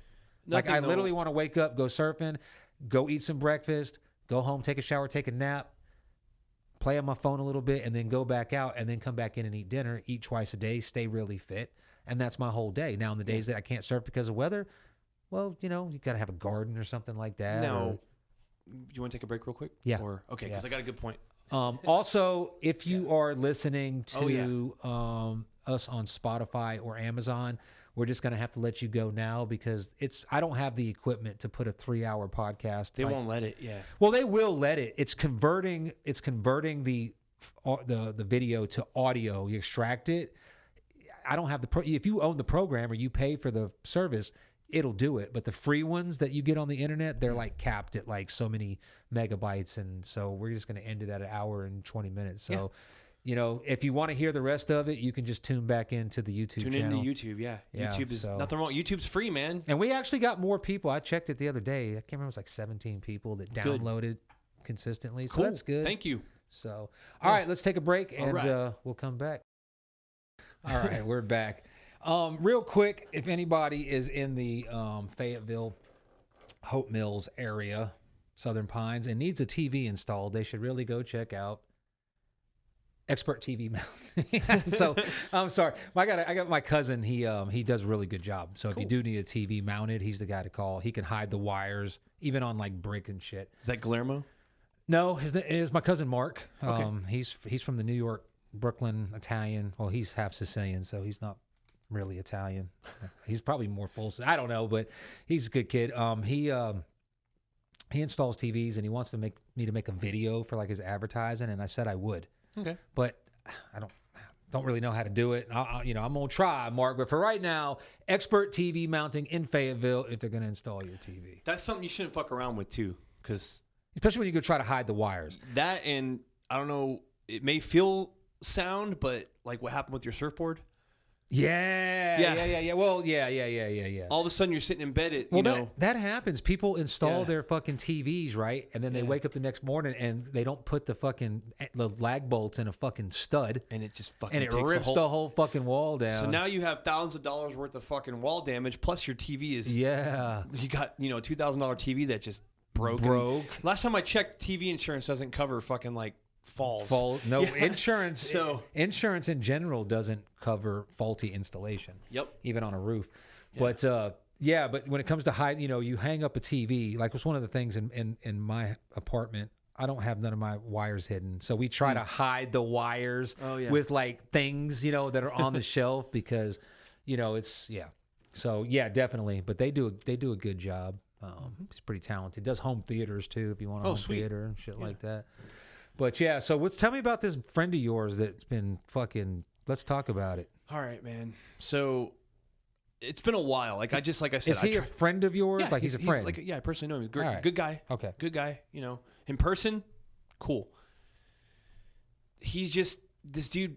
Every day, like he's almost become consumed by the fact that he has to post like anti everything right rhetoric. Period. Like so, he's on the left. Yeah, on the woke left or in the center left. I would say center left. Center left, yeah. Okay. That's almost even worse. When I see his posts, it's like someone spouting the same shit about the Democratic Party, just a pro-white person. No, pro-right. But and I don't want to trash the dude because, like I said, in person, you're right. It's the internet persona versus. Well, it's talking to him through Facebook versus sitting face to face with him. You cannot get through to anyone though. You're not. Why try? It's like, why would you side with a side that does not give a fuck about you? Period. Well, the Republicans don't give a fuck about you. They don't. But what I'm saying to people is, it's like the whole thing I said about the hate speech, right? Like how it's okay to say, like, for instance, people don't have an issue with someone going there and saying, goddamn white people, all the white people should just die. People don't have an issue with that. I think anybody has an issue with anybody saying that they should just die. That's like fringe. You'll never get a politician. You'll never get a spokesperson or anybody professional to say, all you white motherfuckers should die. That's going to be fringe. They won't shut it down, right, and they won't fucking try to stop it because at the end of the day, that's a voter that they have. I guess, but they're not going to repeat that sentiment. What my point was is that if you think about what you're saying and you just replace the noun, it's the same exact shit that the other side says. Again, coming from a white guy. They're not even white people, left and right. No, I'm just saying, coming from a white guy, you're getting that same situation where you're it's like Paris Hilton complaining about life from her, $40 million mansion. It's kind of like, it doesn't mean you're not right. It doesn't mean you're wrong, But at the same time, just shut the fuck up. Like, let people say what they're going to say. All right, cool. It doesn't, here's the thing.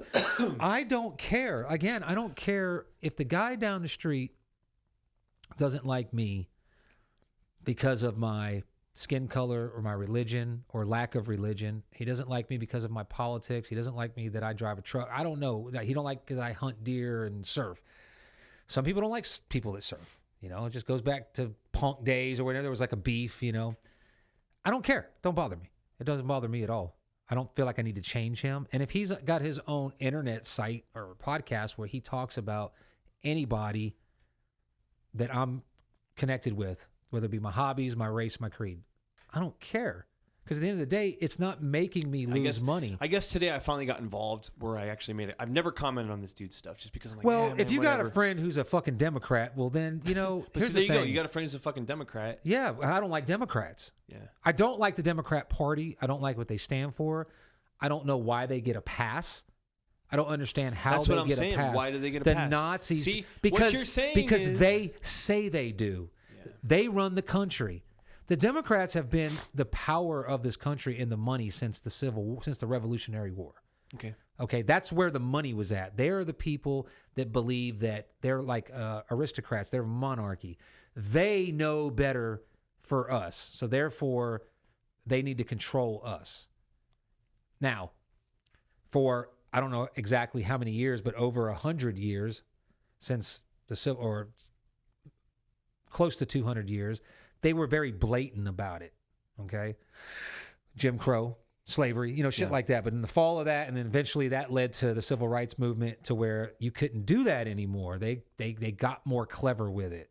Yeah. And there's a conversation about it I think I've mentioned with LBJ, and that's where the fucking welfare state comes from. Get people dependent on the government and they'll be voters, you know?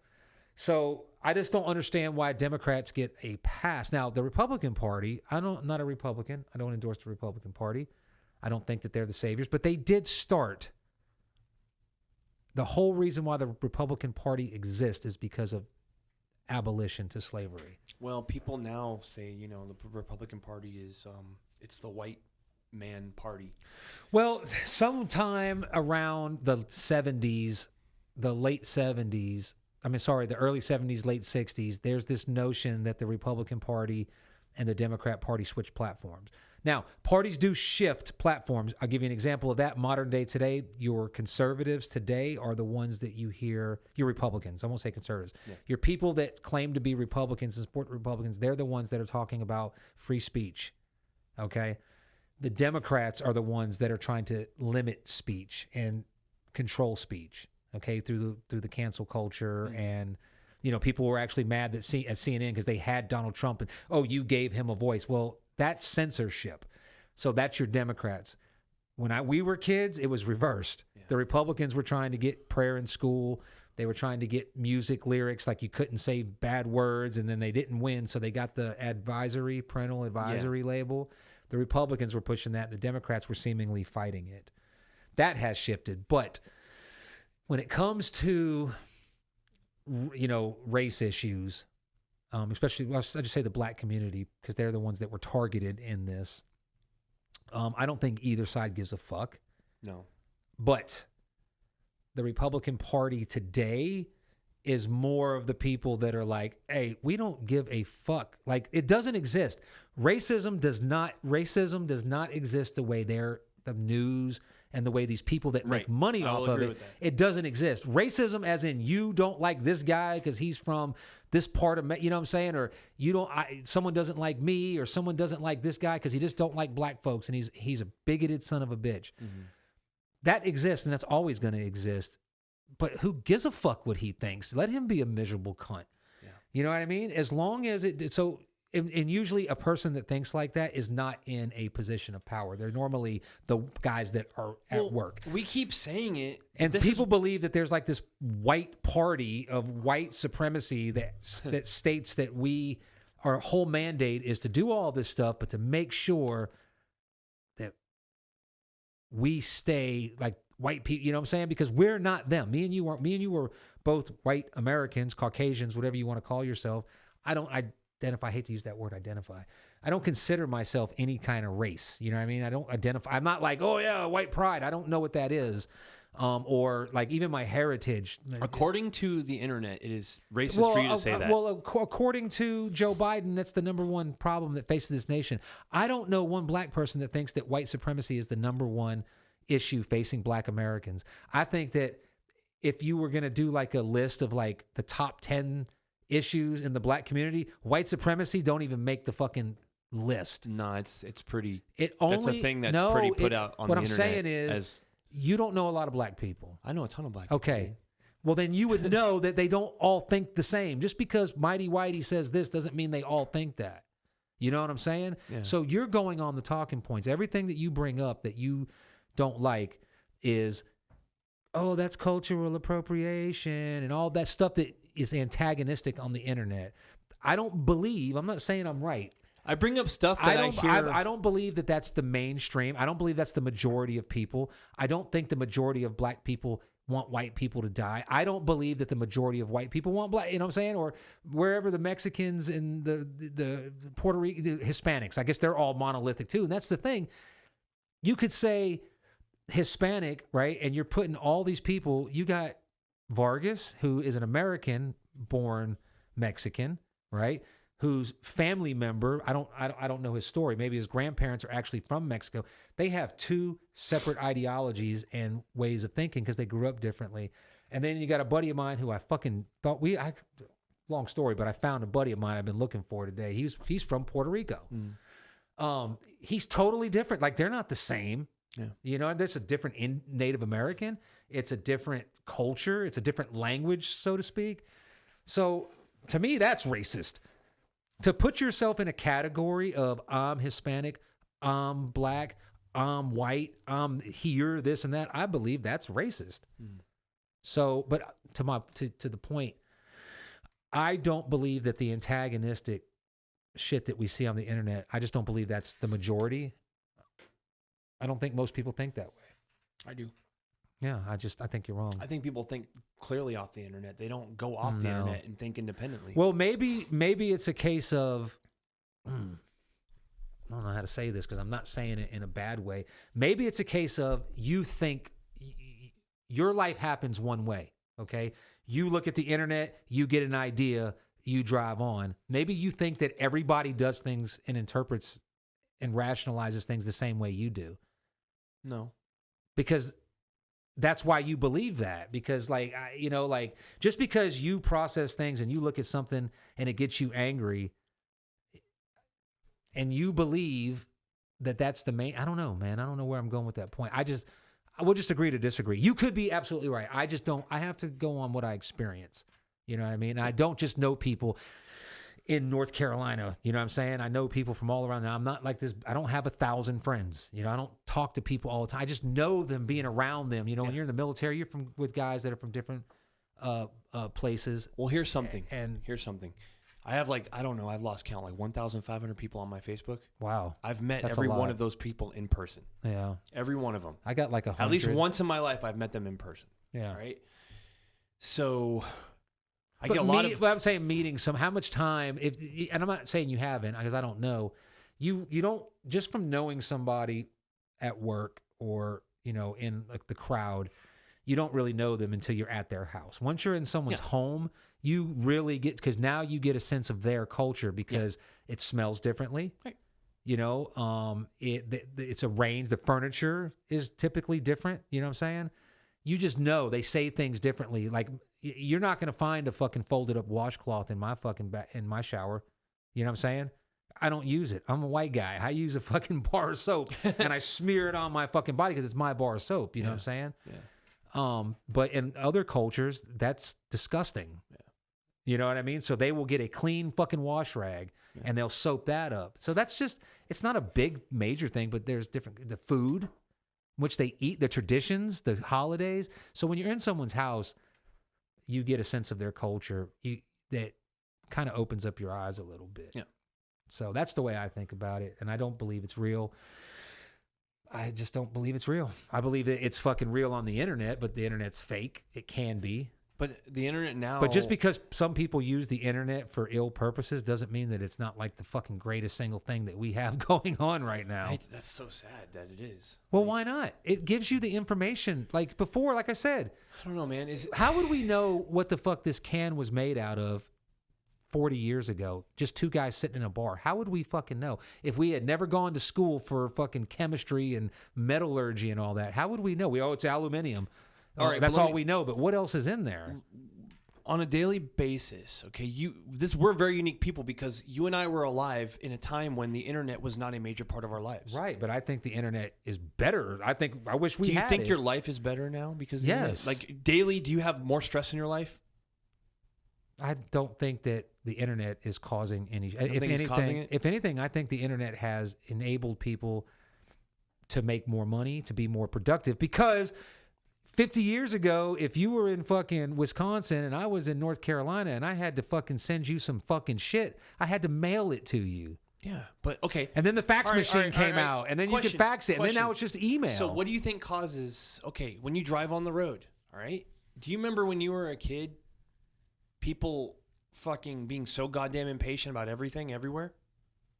No. Yes. They were the same level of impatience as there is now.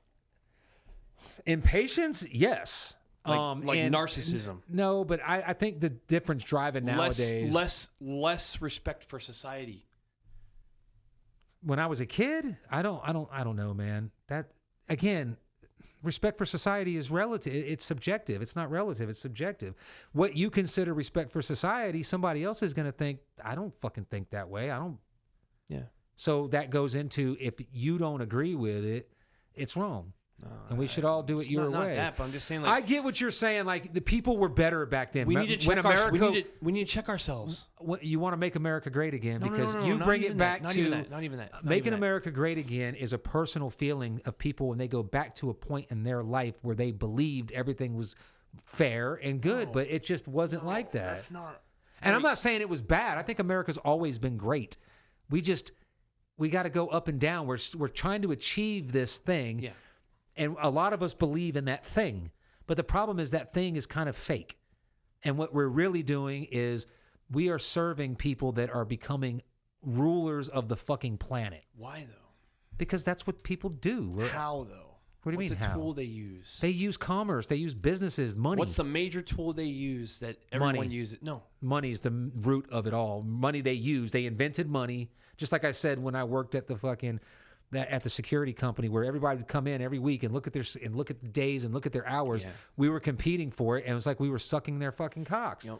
So money gets you out there. That gets you fucking hooked on the fucking system. You.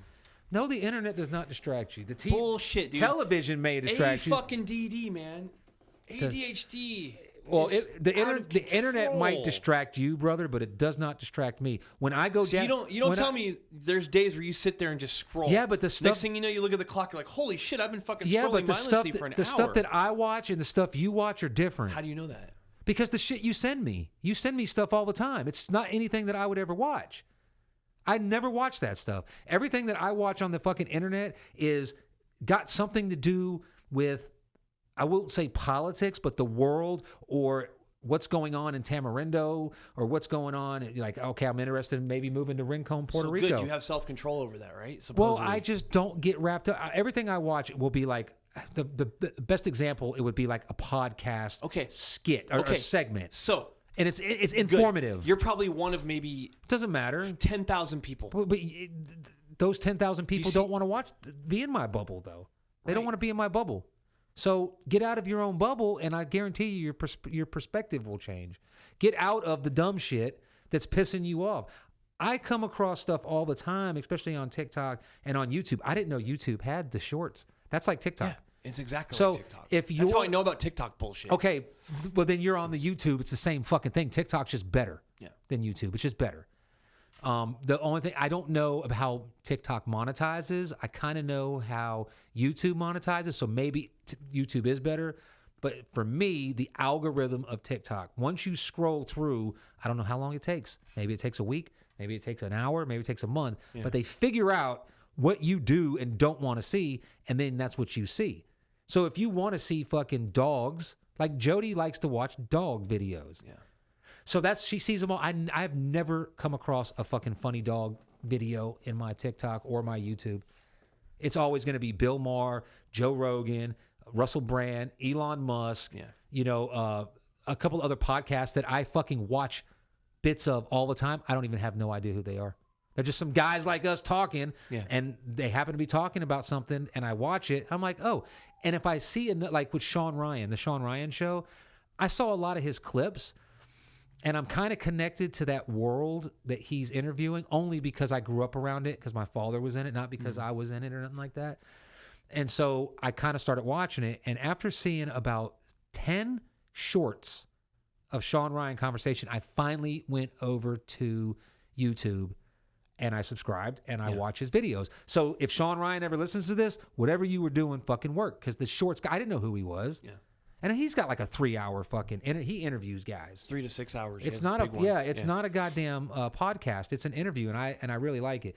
Side note, 4 years ago, I wanted to do that, and I was trying to get people, like trying to get my dad, because, he's one of the original guys who started, was in the beginning of the formation of Delta Force, and he was in the range. But, I wanted to get him on. I wanted to do that, and then maybe getting him to do it.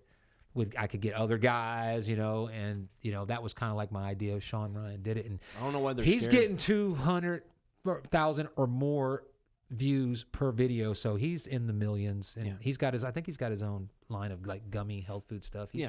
So, but it's a lot of work. So there's an example of a fucking guy who was a knuckle dragger. He was in the Navy SEAL. I don't know what team he was in. And then he was a contractor, and then he started fucking That's the hot tapping. shit now. Like, look at Jocko. Like, look at that guy Cody fucking Alford. Yeah.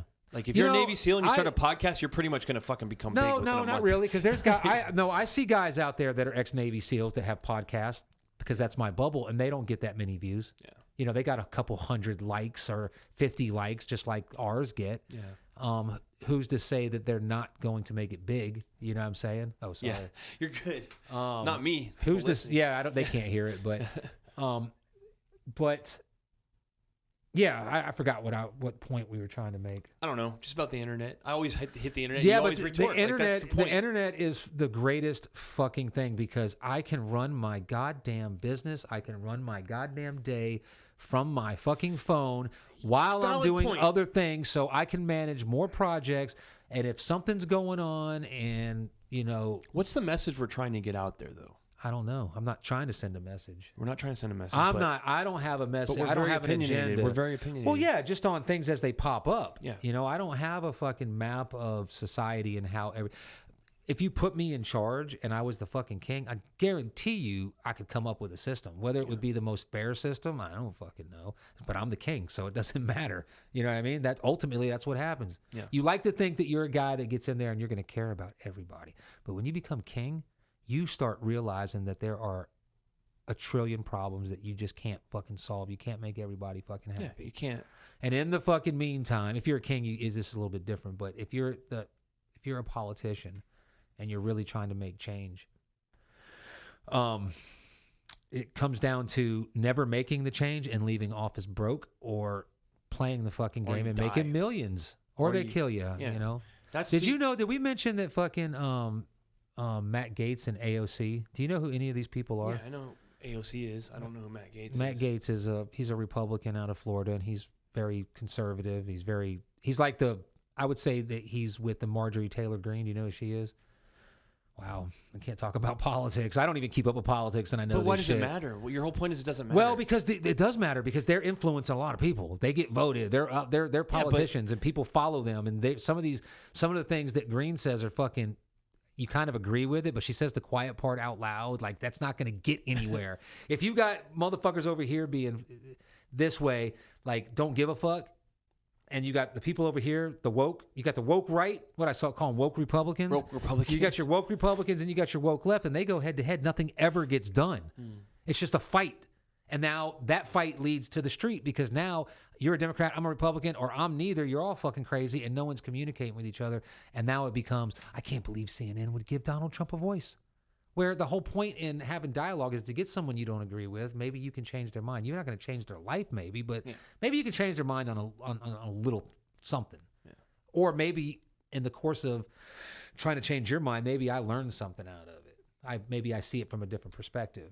And that's important for anybody living in a society where you're rubbing shoulders with people that could potentially fucking stab you in the throat and, fuck your wife, right? You know what I mean? Savage people. We're all pretty happen, savage, man. So, but the reason why I bring that up is AOC, Matt Gaetz, they're both on the fringes of their sides, and they just got together to sponsor a fucking bill that's going to ban Congress from, and their families from investing in the stock market. Good.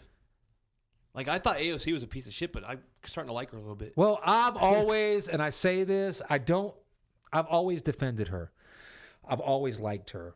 Do I think she's a brilliant, fucking smart person? No. I just thought she was cute. And the way she is like, she does her head and she's like, And the fact that maybe she was just a bartender, right? Yeah. Maybe she was just a bartender and doing shots out of some girl's boobs. She figured out a fucking way to become a goddamn congressperson from New York, where she beat a guy who didn't even fucking campaign because he had been winning and winning and winning. So she basically ran a campaign and they were like, she ain't going to win, so we're not even going to campaign. We've been winning this seat. But the way she did it. But how cool is that as a Democrat to vote for her? I don't know. I don't know nothing about that. I would never vote for her because she's a Democrat. But what I'm saying is you have to respect her fucking hustle. Yeah, fuck Then she gets in there. Good for her. And the establishment Democrats start trying to push her around and about, well, defund the police doesn't mean defund the police. It just means she gets up there and goes, no, motherfuckers, we said defund the fucking police. We mean defund the police. Don't fucking put words in our mouth. That's her party. So whether you agree with her or not, she's fucking genuine. All right. You don't have to agree with her, but she believes in what, or else she would have fucking got up there and she would have played ball with Nancy Pelosi on the whole and Kamala Harris on the whole. Well, they don't really mean. She and her squad got out there and said, no, fuck that. We mean just that. Don't speak for us, you old bitches. Yeah. So you got to respect that because what are you fucking, you got all these complaints. What are you fucking doing? You ain't doing a fucking thing. Maybe you might do some good on a podcast where people can listen. And, maybe what can I do? You could go out there and run for fucking office like AOC did. Yeah, You know what? Not only that, she's got a pension for fucking life. Not going to make it anywhere. Huh? I said I'm not going to make it anywhere if I do.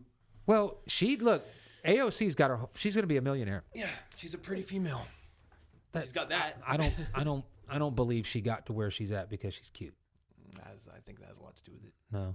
Yeah. God, you're a sexist too. Good. Call me a fucking sexist. Yeah. I don't give a fuck. Yeah, I don't. Call me a racist. Call me a sexist. I don't believe. I don't fucking care. I don't even believe that sexism exists. Yeah. I think that if I was in the infantry and my first sergeant was a female and she was like, "Do an about face and get your goddamn ass to my fucking office," I'd probably laugh and say, "That's cute." I don't know if that's sexist or not. I'm just a man. That's sexist. But to think that some woman got to where she's at just because she's pretty, I mean. No, because Janet Reno got, bless her heart. I don't know much about her, but I know she wasn't very attractive, and she was the Attorney General of the United States. Fucking Margaret Thatcher, she wasn't very attractive, and she ran Great Britain. Yeah. Dianne Feinstein. I think Dianne Feinstein might have been a piece of ass back in the day when she was younger. Pelosi looks like she was a piece of ass back in the day when about 100 years ago. Yeah. Like she was pretty, but. They got together to sponsor this bill, but what does that show you, man? It's like this is a Republican and this is a Democrat, and they both disagree on everything, but they fucking agree that politicians shouldn't be rigging the fucking stock market and using their. So there's some hope. Yeah. But I say, and I defended her only because. Hope, though, if like there's no reason. Well, I don't know, man. That's what I'm saying. Like, 'cause that's what you. No, I'm just saying. Like, I'm trying to agree with you, but. Everything I try to put out there that people need to be think about and change as a person. But who dictates?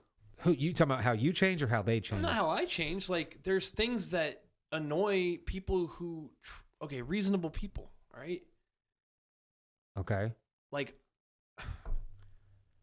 So I'm trying to explain this, man. So. Why is it that when me and the guy I was with, we were in that store, whenever we were in there, we were just too cool for school And then when you came in 10 minutes later and the guy said, "What? It must be a convention." Why did you take that as anything but friendly banter? Oh, that's what I took it as. You took it as earlier. You were saying you kind of took it one way. Yeah, just because we're older dudes. Yeah, but we go in that place all the time, and we always shoot the shit with the guy, and it's kind of like, so you go in there a lot, I go in there a lot. Yeah. Martin goes in there a lot. Right. Not always at the same time. So when I first Martin didn't go in there until till you showed him it. No, he's been going there. He's been living in the area for a while. I'm not going to say where and what store, but he's been living in. So he's been going there. Yeah. So I got there first, and I went inside because I was picking up a surfboard that was being repaired. That Stewart, it's hanging on the wall. Love that thing. So I'm talking to the guy, and then Martin comes in. Right, 2 or 3 minutes later. So I'm there, and then Martin's there, and then it's like, okay, well, I see this guy all the time. I see this guy all the time. Not always. That's the first time me and Martin had been in the store together at all. And then you came in like 10 minutes later, and you're there all the time. So it was kind of like, oh shit, must be a convention. But it wasn't like, oh shit, must be a convention. It was like, oh, must be a convention. No, I don't think I don't think he meant it that way. And the next time I see him, I'm gonna tell him about this and say, watch this. We're talking about you, and he's probably gonna be like, what, dude? He was just chilling. He's probably stoned out of his face like we were. I don't know if I was high there. I wasn't high. Okay. Also, another thing is just people will. That's not important. I'm not even talking about that. Like, people will fake shit to you, but then when it comes down to reality, they'll fucking turn. Like, maybe, but as long as you respect me to my face, and if you fuck me over behind my back, I want to know is I find out about it, then we're just done. What I want to know is what's said when we leave the store about us. That's what I want to know. Because I guarantee you it's not always like, oh, those guys are cool. No. So these fucking idiots. But here's the thing. I don't concern myself with that because I don't think that they give us a second thought other than we come in there and we buy shit from them. Now, maybe one of us, I don't care what they say. As long as they're not saying nothing. I don't think any of them, when I leave that store, they're like, that motherfucker's an asshole. Because I'm not an asshole. And we never have conflict. Okay.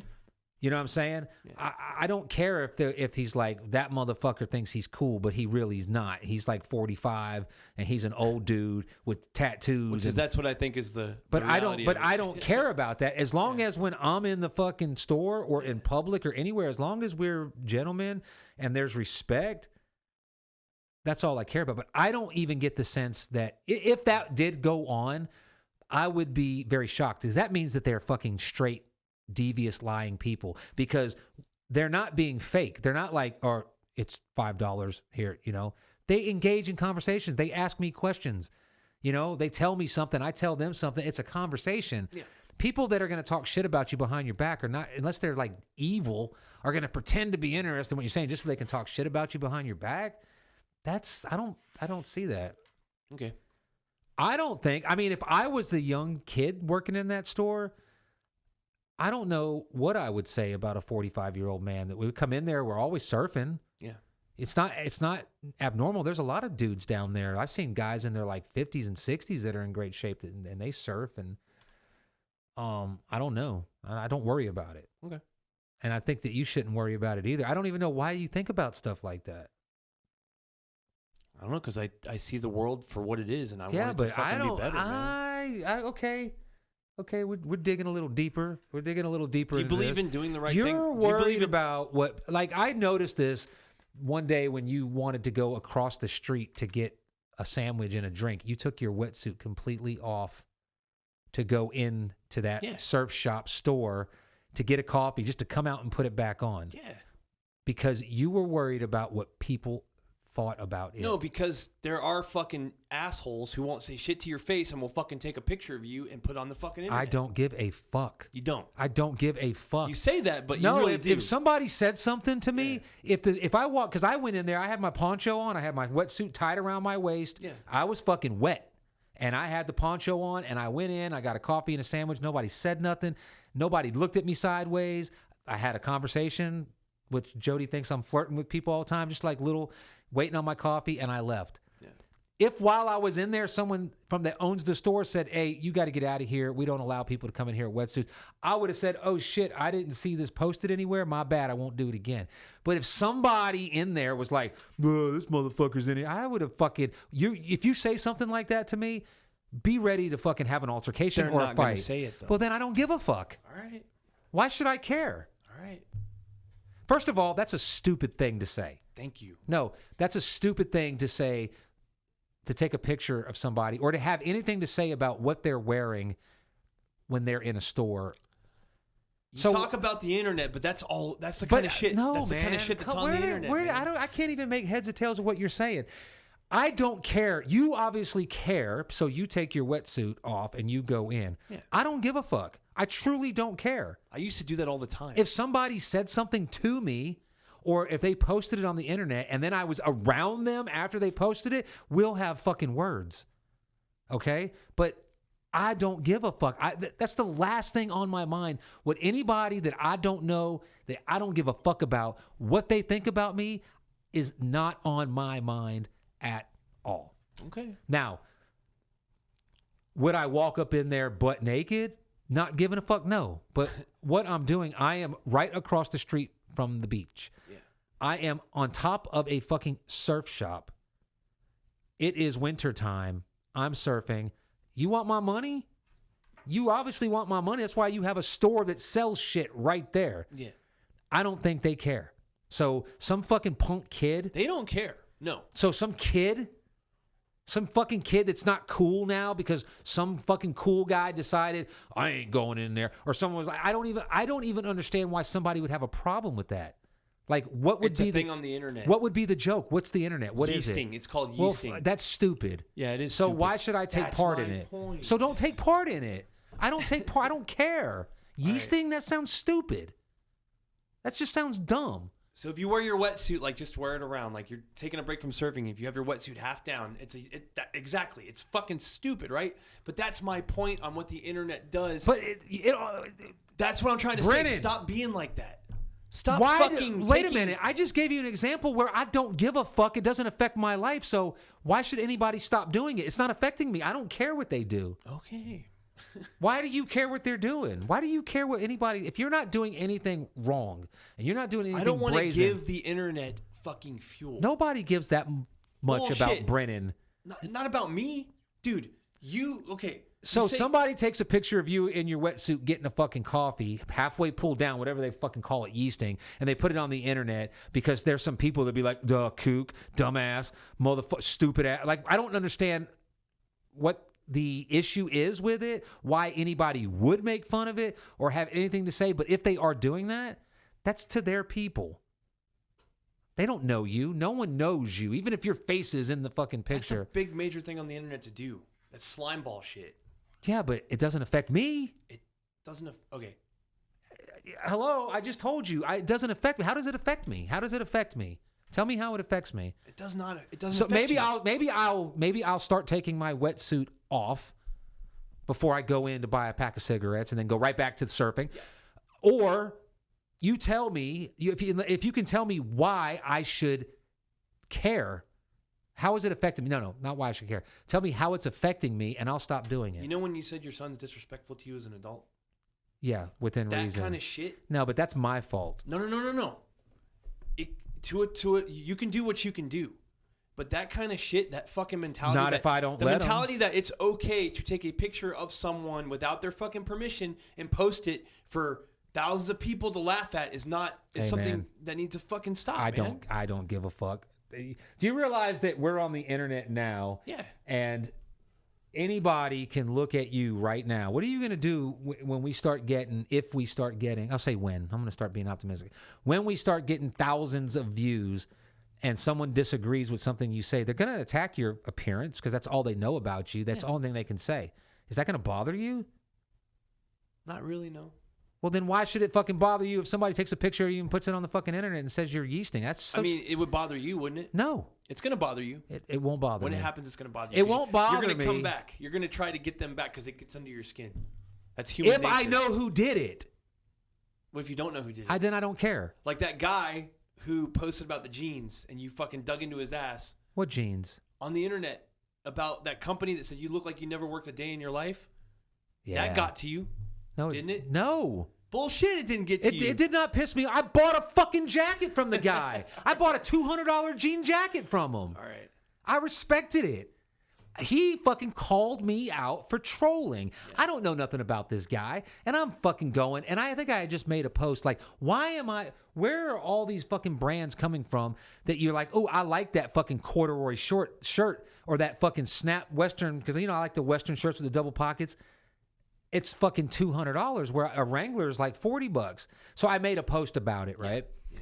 Like, why do I keep getting? You know why I keep getting them? Because every time they pop up, I look at them, but I'm like, I ain't paying $200 for that shit. But it's still. So I had made a post about it, and then people in my feed said, "Yeah, these guys, everybody wants to look like all these hipsters. They want to look like they fucking went to work, but they never." So the next fucking guy that came across my fucking feed that was selling this denim, selvage denim, Teleson, out of San Francisco, I think, he posted his thing, and I said, you look like a guy who's never worked a day in his life, who's trying to look like a guy who works every day. Yeah.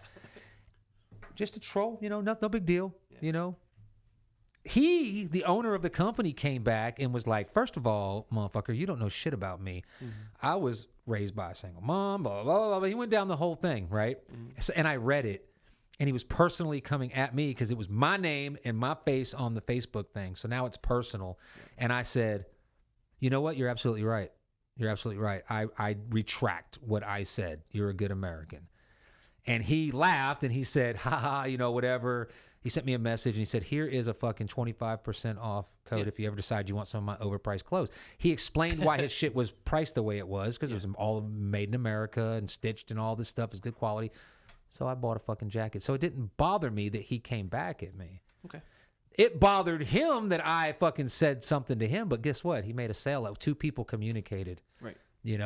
So point right there. So I don't care if I'm doing something. There's a million things I could think of. I still kind of sag my pants. I kind of do. I don't pull them up to my belly. But if I did that, you give me shit about it. No, I don't sag my pants like what you see today. I'm like old school. Like my underwear stick out of my pants. My pants sit right on my hips. Yeah. So a quarter inch below the fucking back of my belt is my ass crack. Yeah. They don't go past that. They just sit right. I'm just more comfortable there. I've always worn my pants there. I'm sure there's somebody that could take a picture of that and be like, this old motherfucker think he got swag. And then it makes a picture. Would I fucking be happy about it? I'd probably laugh. Okay, but if some fucking, and I know the type of person you're talking about, because we're talking about the Wrightsville Beach area, so you got that fucking privileged white boy that you don't like, takes a picture of you and sits it out and says you're yeasting. First of all, that's dumb. I wouldn't care. But if I know him or someone says, hey, that's the guy that posted the picture and he's the one talking shit. Yeah, motherfuckers, now you're talking shit about me. That's disrespectful. Yep. Now there's going to be personal consequences. What are you going to do about it, though? I don't know. I'm probably just going to fucking figure out the best way to make him, with my words, make him feel like shit, even though he's going to act like what I say don't bother him. If he's the type of person that's posting something like that, that means he's very self-conscious. That means I can tear his ass down with my words. And if he's got something to say past that, I'll kick his ass. Now, if I look at him and I think he's going to kick my ass, I'll leave it alone. Yeah. Okay. Dude, see, that was the whole point of that. Do you see? But I don't. My point is, they're not doing it in a way that is personal. Yeah, it's a picture. I think that's the dumbest thing. I want to explore more about that. Matter of fact, I want somebody. Can you find me somebody that would be participating in something like that, like a person that would take that picture, or anybody that would say, "Don't go in there and get coffee with your wetsuit halfway on because it's yeasting." If you can find, I would love to have a conversation with that person because I want to understand. I'm saying, do you know anybody? I want to talk to somebody that would take a picture of somebody they didn't know because they were in a coffee shop with a wetsuit on. That's every fucking day on the internet. It's not. I don't see it though, and I don't know anybody that would do it. And I'm asking you, the person who says it's everywhere, do you know somebody that would do that so I can ask them about it? Clue me in. Let me know what it is. Where does that come from? I don't know. It's just there. Like, okay, that's a thing that's cool. I'm gonna. Okay, we've had this discussion. Social media. Yeah, but that doesn't mean that social media is bad. Okay, because here's the deal. I'm gonna file that in the I don't give a fuck because People it's put that dumb. it's okay to do that. So the next time we go down to next time we go surfing and we decide if we're at CP, I'm gonna purposely go in there every time with my wetsuit on, halfway down, and a shirt or a poncho, and see if I can make it on the internet. Okay, cool. Okay. Yep. So if anybody watches this that's down there and you see me in there, feel free to take a picture and put it on black. I'll laugh. I'll be like, yeah, so what? I was buying coffee. Yeah. But you had your wetsuit halfway on. So I was surfing. Yeah. You want me to take it off to go buy coffee and then put it back? Do you know how fucking difficult it is to put a fucking wetsuit on in the wintertime when that thing is cold? Like, fuck you, motherfucker. You're the dumb. I say this. You're the dumbass, not me. Because you took your shit off to go. All right. And I don't give a fuck. I don't. Do I look like I'm fucking like... I went in there after you had told me that. Yeah. And I was like, I don't give a fuck. That is so... Dude, the shit that must go on inside your head, you must be tortured. I just don't like fucking... No, but you actually are worried about what people are saying about you when you're not there, so that gives you a defense mechanism. I don't want to get to know you. I don't want to say too much because I don't want them to talk shit about me when I'm not here. Bro, that's fucking pressure that you need to let go. You need to figure out a way to get, like, not care or just look. Nobody's talking shit about you. The things that people are saying behind your back are the things that we say to your face. I'll tell you that right now. I don't know about that.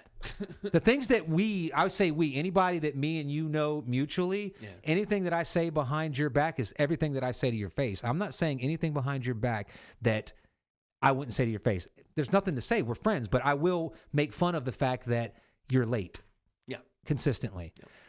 I will say to you or behind your back, if someone said, nah, Brennan said it's fucking fire, and I'll be like, put that on the Brennan conversion chart because he thinks all waves are awesome.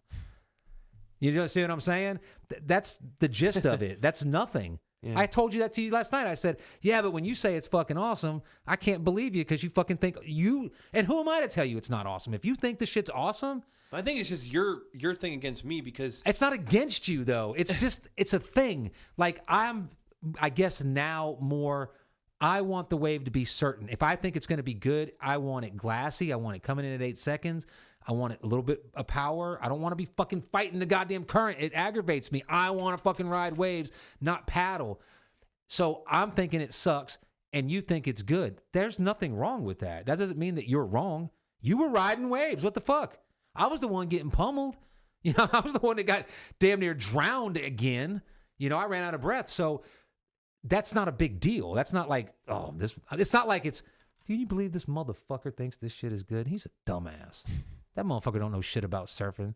Yeah, and that motherfucker's late all the time. If it was said like that, then we wouldn't be your fucking friends. Yeah. You see what I'm saying? So nobody's talking.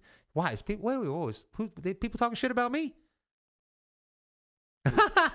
If you think that we're talking shit about you behind your back, that means that you and other people are talking shit about me behind my back. What are y'all saying? I'm curious. No. Okay. Not that. No, dude. See, I'm like, what no, the fuck? bro. I don't care if people talk behind my back. I really don't. If I find out that you're talking regardless, I don't care if you talk. Look, I have a lot of quirks. I have a lot of idiosyncrasies. I say a lot of things sometimes for shock value. Sometimes I'll fucking make a fucking joke when I shouldn't. You know, like it gets old after, you know, some things when you're on the receiving end of the joke, it's funny. Like, yeah. But if I go too far, I do go too far. I know that. Like, the board situation. I couldn't help it. That board's dope, by the way. But it's not a board that it's a board that I'm always making fun of you about. You ride all these waves when you're on a longboard because longboarding where it's at, especially for our age. And you disagree with me. So when you showed me the board, you're stoked about that board. I think it's an awesome board. But I can't help but say, would you get tired of not catching waves? And then I put, I couldn't resist. Yeah. You see what I'm saying? That's where it can get a little bit, but don't worry about what people are saying behind your back, bro. Because if somebody was talking shit behind your back and you find out about it, that's a good thing. Because now you can I don't want to be around people that are, I don't want friends. I don't have any friends. In Fayetteville, I have you, my cousin. Yeah. That's it. Besides my girlfriend, besides Jody, you know what I'm saying? She's my best friend. And then I've got some like family, you know what I'm saying? But they're family. You know, you go, you know, that they don't count. So I don't have friends. So I don't have friends because I don't want them. You know what I mean? I don't want somebody coming to my fucking door at 2 p.m. because they're bored and now I got to host them. Yeah. You know what I'm saying? When you got a lot of friends, that shit happens. Yeah. You know what I mean? Yeah. I don't want to fucking hear I'm painting my house. I got free beer for anybody that wants to help. Like, motherfucker, if I'm your friend now, I know that you need help because nobody wants beer in return for hard labor. You know what I'm saying? You know, I don't want to get called at 2. You call me at 2 a.m, got a flat tire, I'm coming to get you. Right. Willie calls me in Virginia, and he can't get out of a ditch. I'm driving to Virginia if that's feasible. Yep. I don't want to be on the hook doing that for a whole lot of people.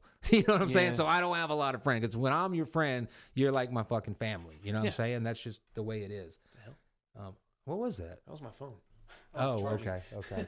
So let's change the subject, man, because I don't want to I feel like I'm grilling you too much. Don't give a fuck. Matter of fact, that's your fucking assignment. You're wearing give a fuck. You're wearing that fucking spring suit that you have. You're gonna pull it down and put a t-shirt on. You're gonna throw on flips, and you're gonna walk in and go buy a fucking coffee. And then guess what? And then we need to start some type of like against whatever this.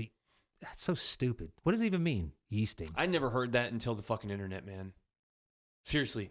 That's my point. Do you think that stems from like California where you're always in a wetsuit? Because in California... Because you're always in a wetsuit in fucking surfers hang out in the parking... Yeah, it does. It's some smug ass who fucking just is trying to hate on people. Yeah, so it don't matter. See, you just made me think of what my point was, but at the same time, we both proved our points. What's that? That's... Who gives a fuck what other people think? But at the same time, the internet enables people to fucking do that kind of shit. Yeah, but I've never heard of it. I've never seen it. I never heard of it until the internet. I can't think of one trend now that is derogatory towards people, like, except for politics. Like the people that troll people like, hey, who's the vice president of the United States? Or they're like, oh, do you agree with this Joe Biden quote? Oh, yeah, but it's really a Donald Trump quote. Yeah. That type of shit I see. Or the guy that walks around with a fart machine, I think that's fucking funny as hell. That's the one dumb thing you will see. Pranks kind of get annoying. Pranks are going too far. That dude that walks around dressed like a slave master, he's a black guy, but he's real light-skinned. And he walks around and he's got a black guy with him. And he walks up to black people in Walmart. And he's like, hey, hand me that right there, boy. And the dude's like, and these are like old, like just civilians. You know, they don't want no problems. They're just trying to go to Walmart. Yeah. And here comes this big dude that you don't know if he's black or white because he's real light-skinned, but he is black. And he walks up to you and he says, hey, hand me that shit that off the top shelf, boy. And then the fucking guy he's with like, oh, don't make master mad. You better get it. That's going too far. Yeah. The dudes that walk up to people and grab their groceries and fart on it, you do that to me. I hope that they're fucking smart enough to size people up. Like, if I do that to this guy, what's he going to do? Because a lot of these people look like older, out of shape people. But if you walk up and grab my Cheerios, and even though I ain't paid for them, they ain't technically mine yet, you farted on, that's such disrespect. I'm fucking you up. Yeah. Or I'm going after you. And when you fucking tell me, oh, it's a prank, we're fighting. Yeah. You may kick me. You may have security. It doesn't matter. You're going to have footage of blows being exchanged. That's just on site that's happening. Now, if you get me with one of the funny ones, okay, there are some funny pranks out there. Yeah, and there's a lot of it that's, 90% of it's fucking staged, but still. Well, it's all entertainment. That's what you believe. Yeah. That's because you're cynical. Good. Like the guy that does the fucking Mortal Kombat in the elevator, that's terrible. He shouldn't do that to people, but it is funny. The guy who farts, he does it in a playful way. He's not walking up to people while they're eating and farting on their plate. You just said you don't watch bullshit, but that sounds like no. I said no. It's pranks. Pranks will show up in my thing. The Big Dawes. You know what Big Dawes is? He's the fucking guy. He would do this. He dresses up like a nerd, like with the fucking, the Walmart shirt with the husky on it or the lightning bolt and the wolf. Yeah. And he's got his pants pulled up and his name's Ernie. And he's like, hey, I'm Ernie. Can I play? And he goes to the hood to where like pickup games are like a business out there, right? You don't go around there and fuck around. And he's really good at basketball. And he talks shit like those are funny pranks. That'll show up on my stuff. Yeah. Or he'll walk up to people. I don't know. I don't want to talk about his page so much, but I will watch stuff like that. But as the algorithm learns you, it'll show you that quote where the guy's like, "Hey, boy, give me that, boy." But I don't fucking watch them anymore, so they haven't been shown. I just know who it is. Right. There's one prank where the guy fucking throws a bucket on your head and flows, and then puts a bucket on his head, and then he's like, "What the fuck happened?" Yeah. That to me is funny, but at the same time, once I figured out it was a prank, I'm seeing that as disrespectful fighting. Yeah, dude, but like that's just, I don't know, it's going too far. It's going too far, and but that's people, the internet. You got to push the limits, you know. That's the internet. That's the internet does. I think that some of these people, most of the time, when I see it, when the people figure out it's a prank, they laugh. Mm-hmm. You know, there's kids now, man. They're going up to fucking gangbangers in L.A. and throwing up fake gang signs. Yeah, that's gonna go over real well. One guy got shot. Remember Tyrone? I'm Tyrone. Oh. He got shot like twice. He would just walk up to people and smack the cigarettes out of their mouth. And he was a big, scary dude. And they were like, "Hey, fucking." Oh yeah, that guy. Like, I'm gonna fuck your wife. Yeah, He go up to them homeless people and be like, "You fucking lazy ass bum, sleeping on the street, sleeping all day." Do that shit. Yeah. So I mean, but some of them go way too far. But it's just people trying to do something different. Because once someone does something and it hits, everybody tries to copy them. Yeah. So there's people out there trying to come up with the next thing, and they're just dumb. And they think that walking up to black folks and saying, "Give me that, boy," they think that's a good idea. They think it's funny, and that's not. No. It's just not funny at all. I don't care if the guy's black or not. I don't support it. I mean, but that's just me. Yeah. You know, there are people that have laughed about it. So, you know, as long as you don't do it to me, guy. There needs to be like some sort of self-respect. The one that I was watching the other day, the guy's dressed up like fucking Mortal Kombat, and they get in the elevator. And when the people get in the unsuspecting people get in the elevator, it comes on, "Finish him!"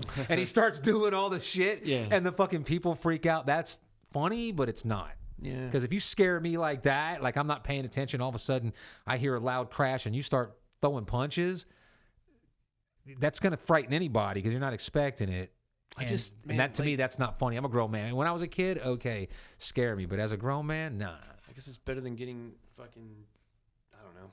I can't believe you actually cared about you fucking someone talking about you like yeasting and whatever the fuck that even I don't means. care about that. I just don't want to make that a fucking, like, I don't want to give that, like what you just said. I don't want to give those motherfuckers any fucking. I could fucking sit here right now and troll you the way you're sitting here right now. You're on the internet. You're putting it out there. You better be ready for it. I'm ready for it. As soon as you piss somebody off, or if we ever get big enough, you know, you're the first thing people are going to go after is my fucking hairline, or you know, whatever. Your hairline. Well, I'm saying, I'm just they're going to go after physical attributes. I don't like maybe they don't like the way my mouth is, and they're going to be like, "Well, with your one eye bigger than the other." Good for them. Or do I look orange? No. Because I feel like I have an orange hue to my. So I look orange. Well, because I looked in the thing and I was like, man, I look like Donald Trump orange. But because my face got tan, I'm still wearing a wetsuit. Yeah. So out surfing 6 hours the other day and then 3 hours the other. My face and my hands. You call me weak, but you're the one wearing a wetsuit in 70 degrees water. But I don't see that as a sign of toughness. If I saw it as a sign of toughness, I probably would take my wetsuit off. I'm just playing, man. Like I'm trying. I think that you're wearing I think that you're going without the wetsuit because you somehow think that you're cooler or tougher. I just like how it feels. Like I hate how a wetsuit feels. That though. It's the same reason why I think you still towed a fucking surfboard out to a shortboard out to Wrightsville Beach, because you might be worried that somebody might think you're cooler if you're on a shortboard. No, I don't. Or someone might think you're cooler because you're wearing shorts. I don't give a fuck. But you care about somebody fucking telling you you're yeasting enough to take off your wetsuit to go get it. I don't care about that either. I care about. But why? The fucking disrespect on the internet, and I don't want to fuel that. Well, you're fueling it now, you redheaded, fucking pedo stash. You said it, man. Fucking looking like Remy from goddamn Higher Learning. People think that's my point, is the fact that Michael Rappaport, pasty ass. Cool. Cool, man. I've had it my whole life. I don't give a fuck. We need to start. You know what we need to do then is we need to fucking go with our wetsuits on to Walmart. We need to go to fucking Dick's Sporting Goods. We need to go to fucking Hobby Lobby. We need to go everywhere. No, just in Wrightsville. In Wilmington, and just make it like, fucking you know, and like make it like we think it's cool. That would throw people for a loop. Like, wait a minute, aren't we supposed to be making fun of this guy? Like, that's what I think about people like that. I think anybody who publicly makes fun of somebody because of their appearance is a fucking douchebag. Now, I'll make fun of somebody because of their appearance to you. If we're sitting there and some fucking 35-year-old fat piece of shit carts by on his fucking motor, I'm going to make fun of him to you. I ain't going to say it to him. And I'm not going to take a picture of him and put it out there and embarrass him like that unless he says something to me. You know, now it's fair game. But the internet has created that. The internet is the best fucking thing that has happened in your whole life. I wouldn't say that. Yeah, it's the best thing that's ever happened. I could live without it. No, you couldn't. I could. Totally could. Totally could. No, you couldn't. Absolutely could. You couldn't. How would you fucking... 100% could. So then do. Why would I do that, though? Then why fucking bash it? Like, if you could totally live without it and it's so bad, then don't live with it. I bet you can't go a fucking month without no internet. Easily. No nothing. No Easily. email. No fucking YouTube. I don't fucking use email. No fucking phone. No internet phone. No internet streaming Netflix or movies. I don't watch Netflix. You get fucking... What do you watch? I don't. Bullshit. I don't. You watch stuff. Not unless I'm with someone. I don't watch shit What on do you my do own. when you're at home? Stuff around the house. Like what? I know you ain't cleaning your fucking garage. No, I don't clean my garage. Fuck the garage. What else are you fucking doing? Fucking and by your own admittance, you're not doing fucking yard work. Cleaning up after my kids. Come on, man. Cooking. I cook. I've every been. day. So do I. You got to remember the difference between shit. The difference between me and you is my kids don't get babysat 8 hours a day. My kids at home school. So we do. My girlfriend comes home at last night was 3:00 in the morning from work. That's a regular thing. So we kind of have the same lifestyle. Not really. Except you have 2 more kids, but you have a teenager. Yeah. With So the mental capacity of an 8-year-old. Well, I'm not going to get on you about that, but that is not his fault. No, it's not. The fact that he's not doing a lot of the chores ain't his fault. It's just how you choose. My kid, I don't unload the dishwasher in my house. Neither do I. I don't do his fucking laundry. Who unloads the dishwasher? The kids do. So it's okay. So, well then, if you're not keeping up with me, then that's your fault, not anybody else's or not any other part of the galaxy. Not getting in your way. Because we do the same thing. No, but you claim that I can't live without the internet. You can't live without the internet. Totally well, then do it. I will, but you'll never hear from me. Exactly. Yeah. Do you want to not hear from me? No, but you can text me on the phone. That's cellular. That's not internet. I can text you on the phone. But you can't fucking use Facebook. You can't make. You can't go fucking. I can shut my face off You tomorrow. can't go fucking on YouTube for nothing. You can't go on Netflix. You can't watch. Speaking of movies, I was watching Gettysburg last night. Have you ever watched that movie? Of course I have, dude. Probably fucking 100 That's times. pretty good. You know what I don't understand about that fucking war? What? Is how fucking stupid those motherfucking bastards were. How dumb. Even the generals and the fucking people that fought that war, how fucking stupid they were. Who the fuck lines up? No, okay, here we go. Who the fuck right. lines up? Okay. Look, guerrilla tactics is what crippled the fucking British in the goddamn Revolutionary War. So we knew that facing off with the goddamn enemy and Napoleonic tactics, what kind of a moron, first of all, what kind of a moron says this is a good idea? And then what kind of a moron says, yeah, roger that. We're going to do exactly that. Okay, so one thing you understand about the Civil War is smoothbore weapons were outphased right when the Civil War occurred, okay? They had rifle muskets. They didn't know about the tactics. The only way to win a battle back then was guerrilla warfare worked on a small scale. We beat the British in face-to-face battles. But it was the guerrilla warfare that weakened the British. So by the time they got to that face-to-face battle, they weren't as The British equipped. armies were not 180,000 strong. Okay, this is a valid point. There's a video about it called "The Civil War in 4," which might cater to you because it's only 4 minutes instead of fucking 6. No, look, I know a lot more about the Civil War than you think I do. People say, "Oh, they were stupid." No, they weren't stupid. You cannot with that weaponry. You could sit there and send ones and twosies. You'll never achieve anything. You have to. No, I disagree. All right. Those tactics were fucking arrogant. And that's why they started entrenching at the end of the Civil War. And what does that lead into? World War I. World War I. Yes. Yeah, but I think a lot of that was arrogance. I think a lot of the people in the Civil War, like, what was the first they battle? They weren't stupid, though, man. What was the first battle? Yeah, they were. They didn't have the internet. They didn't know. They actually thought they actually thought that they were fighting for their rights. Are you stupid right now? To a certain, a little bit. Okay. A little bit. 50 years from now? A little bit, because I don't know a lot of things that make me stupid. You know what you know. But I can tell you this right now. If I was in the military, I wouldn't go to fucking Ukraine. I wouldn't go fight for this fucking Ukrainian government. I know enough. That's what you know. But I know that because I have the internet. If I didn't have the internet, I would only know what I read in newspapers, and I might think that Vladimir Putin was fucking eating babies and he had long pointy ears and sharp teeth. Okay. But you would never get me with guns and cannons. You would never get me on a fucking line and let's move this way. And as the guy's getting fucking blown apart next to you, just keep walking. If you were born in 1842, I don't know. And maybe you fought in 1862, maybe, as a 20-year-old, absolutely. But I would think be that they're there fucking doing that. morons. Well, good for you. And I think their tactics But if are it wasn't stupid. for them, we wouldn't be sitting here right now with what we have. Who wouldn't? Us. We'd still, no matter which side won, we'd still be America. I don't think, things happen for a reason. Maybe I would be a North Carolina. The Confederacy was basically doing the same thing as the Union. They just wanted more control. People who knock the past really bothers me now. It's like we can't sit here and I don't look at the barbarian raiders and the Romans the way they fought. They fought. That's all they knew. But I don't look at them and say they're stupid though. I don't think they're morons because they had iron and sticks. They didn't have at that time when they were fucking hand-to-hand combat with swords. That's some brutal fucking shit. You don't got to get stabbed. You get fucking a rusty ass goddamn piece of metal hack your fucking leg. You're dying from fucking infection. So it was just a bad way to fight. But that's what they had. That's the only way they could do it.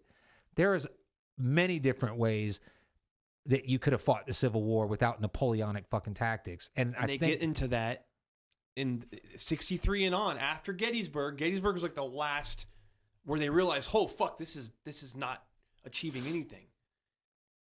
All right, and then you go into the 64 campaigns where more people die during that summer and that year during the entire war so far. All right, but then you have trench warfare. They start digging in, and they're like, oh, we have these weapons that you can kill someone from 1,000 yards now instead of 100 feet. Maybe we shouldn't do linear tactics anymore. But then you get into trench warfare, but you still have to rush to take another trench. Yeah. Then you get machine guns that come into the picture during World War I, man. You watch some of that. Yeah. And then trench warfare becomes obsolete because what does that achieve? So the guys from World War I, you could call them idiots as well. It's always adapting. That's my point. Yeah.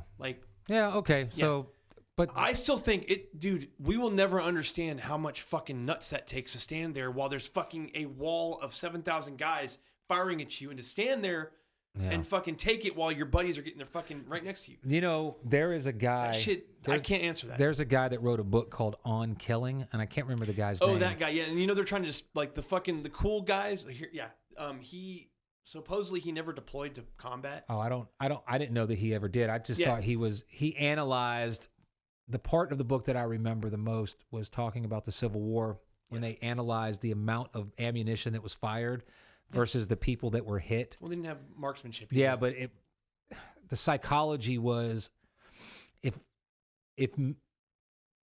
me and you and some guys were marching towards an objective and one of our homies gets shot, then like three of us will fucking help and get him off the battlefield. That was the natural inclination. Yeah. And to miss the fucking targets. Like they didn't want to kill people, and it wasn't although not as many people. If the amount of ammunition that was used would have killed like a lot more people, versus the people that actually died and the people that died from those wounds. Because a lot of people died from grazes, and all that stuff. Too. Yeah. So I think he was equating it to the human psychology of killing is something that most people don't want. Your body fights it, right? Which is why when your body fights it, but you go, if you're one of those people and you do it against your body's will, it stays with you. And there are people that it stays with them, but it doesn't bother them the way it bothers some people more than others. Let's just put it that way. And I think that's what he was equating it to. Like musketry, dude, is pretty insane. Like you can't just sit there and fire and gain fire superiority unless you're firing in linear formations because it's something that you can only fire 3 rounds per minute, even if you're fucking on your shit. The average infantry soldier was trained to fire 3 rounds a minute. I just think that I think that during the Revolutionary War, there's an argument. If I think that guerrilla tactics are responsible Absolutely. for winning us the war. Yeah. Without the guerrilla tactics, we would have never won that war. Well, so why we did not adapt from there, I believe, was arrogance. And that comes from the officer, the mindset of having officers enlisted. I agree. But you know, the guys that were fighting, like they were just like us when we deployed. We thought we were doing the right thing. You know, I can't. They thought they were doing the right thing because they didn't have the internet. If they would have had the internet, I guarantee you that it wouldn't have fucking popped off like that. What would that have solved? Well, I don't know. Maybe I'm wrong. Maybe I'm wrong because I think that we could, if somebody on the right or left, but mainly on the right, because the left they're generally full of mouths, mouths, like pussies. Yeah. If someone got in power on the right and was like, you know what? Fuck this. I've just had all my opposition arrested and they're going on trial for fucking crimes against humanity and sedition and all this. And on top of that, the other side's now the enemy. So go get them. Yeah. There would be a fucking war just like that. Yeah. Well, that's what happened in the Civil War, man. I guarantee you wouldn't get nobody fucking like lining up. That's how you fought back then. Look at Europe. Europe was fighting like that. That's how the whole world But fought. we beat Europe. We beat the biggest army that were using those tactics. With France's help. But we did it through guerrilla tactics. Initially we did that, but that stopped working after a while. So we did do the face-to-face, linear, whatever you want to call it, but we weakened them to the point that we had the advantage and we, whatever. I watched that and I'm like, holy shit. I would not have done that. I would have been like, fuck you. I don't give a fuck. Wow. Hey, y'all motherfuckers don't want to be fucking locked up and slaves and all that, even though the Civil War was, it was really, how do you say this? I don't think that either side gave a fuck about black folks. I think that the North, because do you remember Abraham Lincoln did not free slaves in the North? No. With the Emancipation Proclamation. He couldn't. A lot of people ask that question. They're like, well, why didn't he free slaves? He couldn't. He's not the king. The president cannot go in and just make a fucking law and outlaw So he didn't even free slaves in southern states that were controlled by the North. So like Louisiana and all the parishes that are listed, slaves weren't free there because they were under Northern control. Well, he made a statement, but it couldn't be enforced. Well, it could only be enforced as a war tactic. Because the Confederacy had declared themselves their own country, we then took over Charleston, South Carolina. Now it's a part of the United States again. Yeah. So now our laws apply. But the idea of Lincoln freeing the slaves in the Confederate States is absurd because he wasn't even the president of the Confederate States.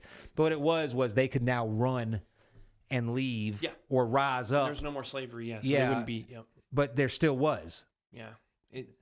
So if you were in New Orleans and you were a slave, you were still bound by slavery. But if you were outside of New Orleans or whatever, St. Bernard Parish, where the Confederates still had control, you were free to come to the northern side, and then they would make you a soldier. You get there, otherwise you're fucking toast. Yeah. But then you could become a soldier, and then you still had to go through 100 and something years or 100 years of Jim Crow and segregation, and slavery was abolished unless you were convicted of a crime. I think that's still the law. Like the way I read it is, if you're a prisoner of the state, you can be subjected to labor without pay. They still have chain gangs in the South. Yeah. So so what they would do is, okay, you think you're free?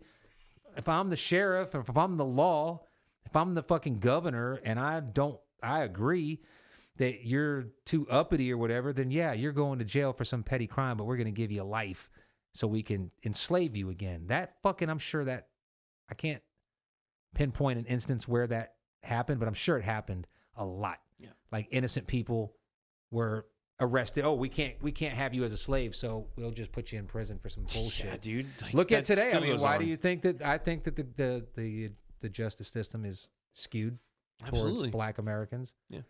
Not just black and brown, but Black Americans in particular. Yeah. And one of the ways that you can kind of prove that is crack cocaine. Crack cocaine gets you a fucking stiffer sentence than regular cocaine. Why?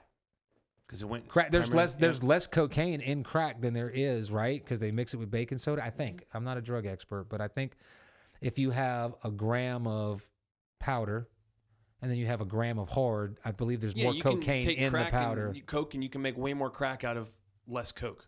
Right. Yeah. So it's less cocaine, but you can go to jail longer. It's more of a... Why? Yeah, because it's primarily...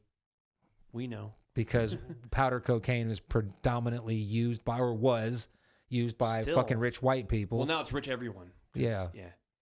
Yeah, but the poor, mainly black motherfuckers that were using and selling crack were black, so they made the penalty stiffer. Yeah, there's no denying that. Yeah. There's no denying that shit. And I think that's still the law. I think that's still in place. I think if you're caught with... I don't hear a lot about crack anymore. Ever since white people got hooked on opioids. Now that Biden's son smokes it, it's cool for white people to smoke crack too. So maybe the law will lessen. Hey, I've known some white. I'm not saying that only. I think that probably came out wrong. Yeah. I think the majority of people that were witnessing the epidemic, if you want to call it that, or the upsurge of crack cocaine, were in black communities. Yeah. White people smoke crack too, obviously. Right. But if you were gonna, I'd never seen crack. I never was around it. When I was a kid, we smoked weed. Yeah. And then a little later on, cocaine, when we started making money and could afford it, a little bit here and there, but nobody I know that I was around. I know some people that crack got them and they disappeared, or some of them even died, but I wasn't hanging around with them at the time. I was already past, so I never saw crystal meth. Yeah. Acid every now and then, but mainly it was weed and cocaine. Whenever I was a kid. But the thing is, like, now you don't hear nothing about crack. I'm sure, do people still sell it? Do people still smoke it? I think the big thing, like you said, is fentanyl stuff, like heroin, but pills, opiates. Do I see, this is where I say I've got a lot of, or a good portion of my friends are not white. So they're either Mexican or they're Puerto Rican or they're black. But they're my age. Yeah. So crack or drugs like that is not in our thing. I don't know anybody who's hooked besides people maybe like family members they're hooked on opiates or prescription drugs. Okay. So I don't know. Or is that something that black American youth is into? Oh yeah. Really? Everyone, the generation. I didn't know that. I thought I see. Dude. That makes me a little racist because I thought it was just white people on Ritalin and shit. There's songs fucking right now like Perky Dance. That's a big song. Well, in that I think opiates are. Well, I know. I take that back. I knew codeine. Syrup. Opiates are definitely in. It's more of a culture thing with just generational. So it's not just a white people thing. No. You sure? Yeah. Okay. I was thinking like there's a fucking opioid epidemic and it's affecting the white community. I don't know. Crack affected the white community in certain areas too, but it was mainly seen as a problem in the black community. Yeah. Now I believe that opiates are more seen as like a white problem. I thought. They're making their way into everyone's problem now. Okay. Yeah. Okay. And that's with this generation. Pills, Xanax. So stupid. Opiates. I don't get it. All that shit. So when I can't get any insight from anybody because I don't know anybody. I won't associate with people like that. Yeah. I have a good friend of mine that he was going down. He was a veteran. I know he was fucked up. And he was underneath everything. He was a good kid. He just, he had some issues stemming from way before the war, but the war aggravated it. And I finally told him, like, you're on your own, man. I don't like junkies. Yeah. I don't like junkies. I don't like anybody that, if your life is dependent on taking those drugs, I don't even care if it's illicit drugs. If you're one of those people that have to take my antidepressant and all that, that's your business. But I can't associate with you because I'm always going to have something to say. Like, you don't need to take that shit. Right. So you don't need that in your life, and I don't need to be around somebody who's a fucking so weak that they can't fucking control themselves. So I won't be around junkies. So I don't have any insight on that. That's the way I think. And again, that's just the way I think. Does that mean, okay, so if I smoke marijuana or I use THC, some people can say, hey, that's bad. I think they're idiots. So I don't really hang around with people that think that way. Yeah, man. Like, but I know people that think weed is fucking no different than drinking water every day, and people that think just if you mention weed, you're a bad person. Yeah. Well, I don't think it's like drinking water. I think it does have a potential bad side. I believe that it can be a gateway to other drugs. Yeah. But That doesn't mean that you're never going to do cocaine unless you smoke weed. You know what I'm saying? It's so stupid. That's such a fucking American. I don't know. Is it American or is it white? Do white people always think that there's? I'm not saying. I hate to say it. It usually comes from white people, my fellow cauculoids. When I hear this sentiment that somebody's got to pay, or everything should be, that's a gateway drug. Like they're so concerned with everybody doing what they think. And then, you turn around. I've often asked black friends of mine what they think about the white guy who obviously is pretending to be like he's from the hood. Yeah. Like the white guy that comes in and I'm like, dude, come on now. Like we're laughing.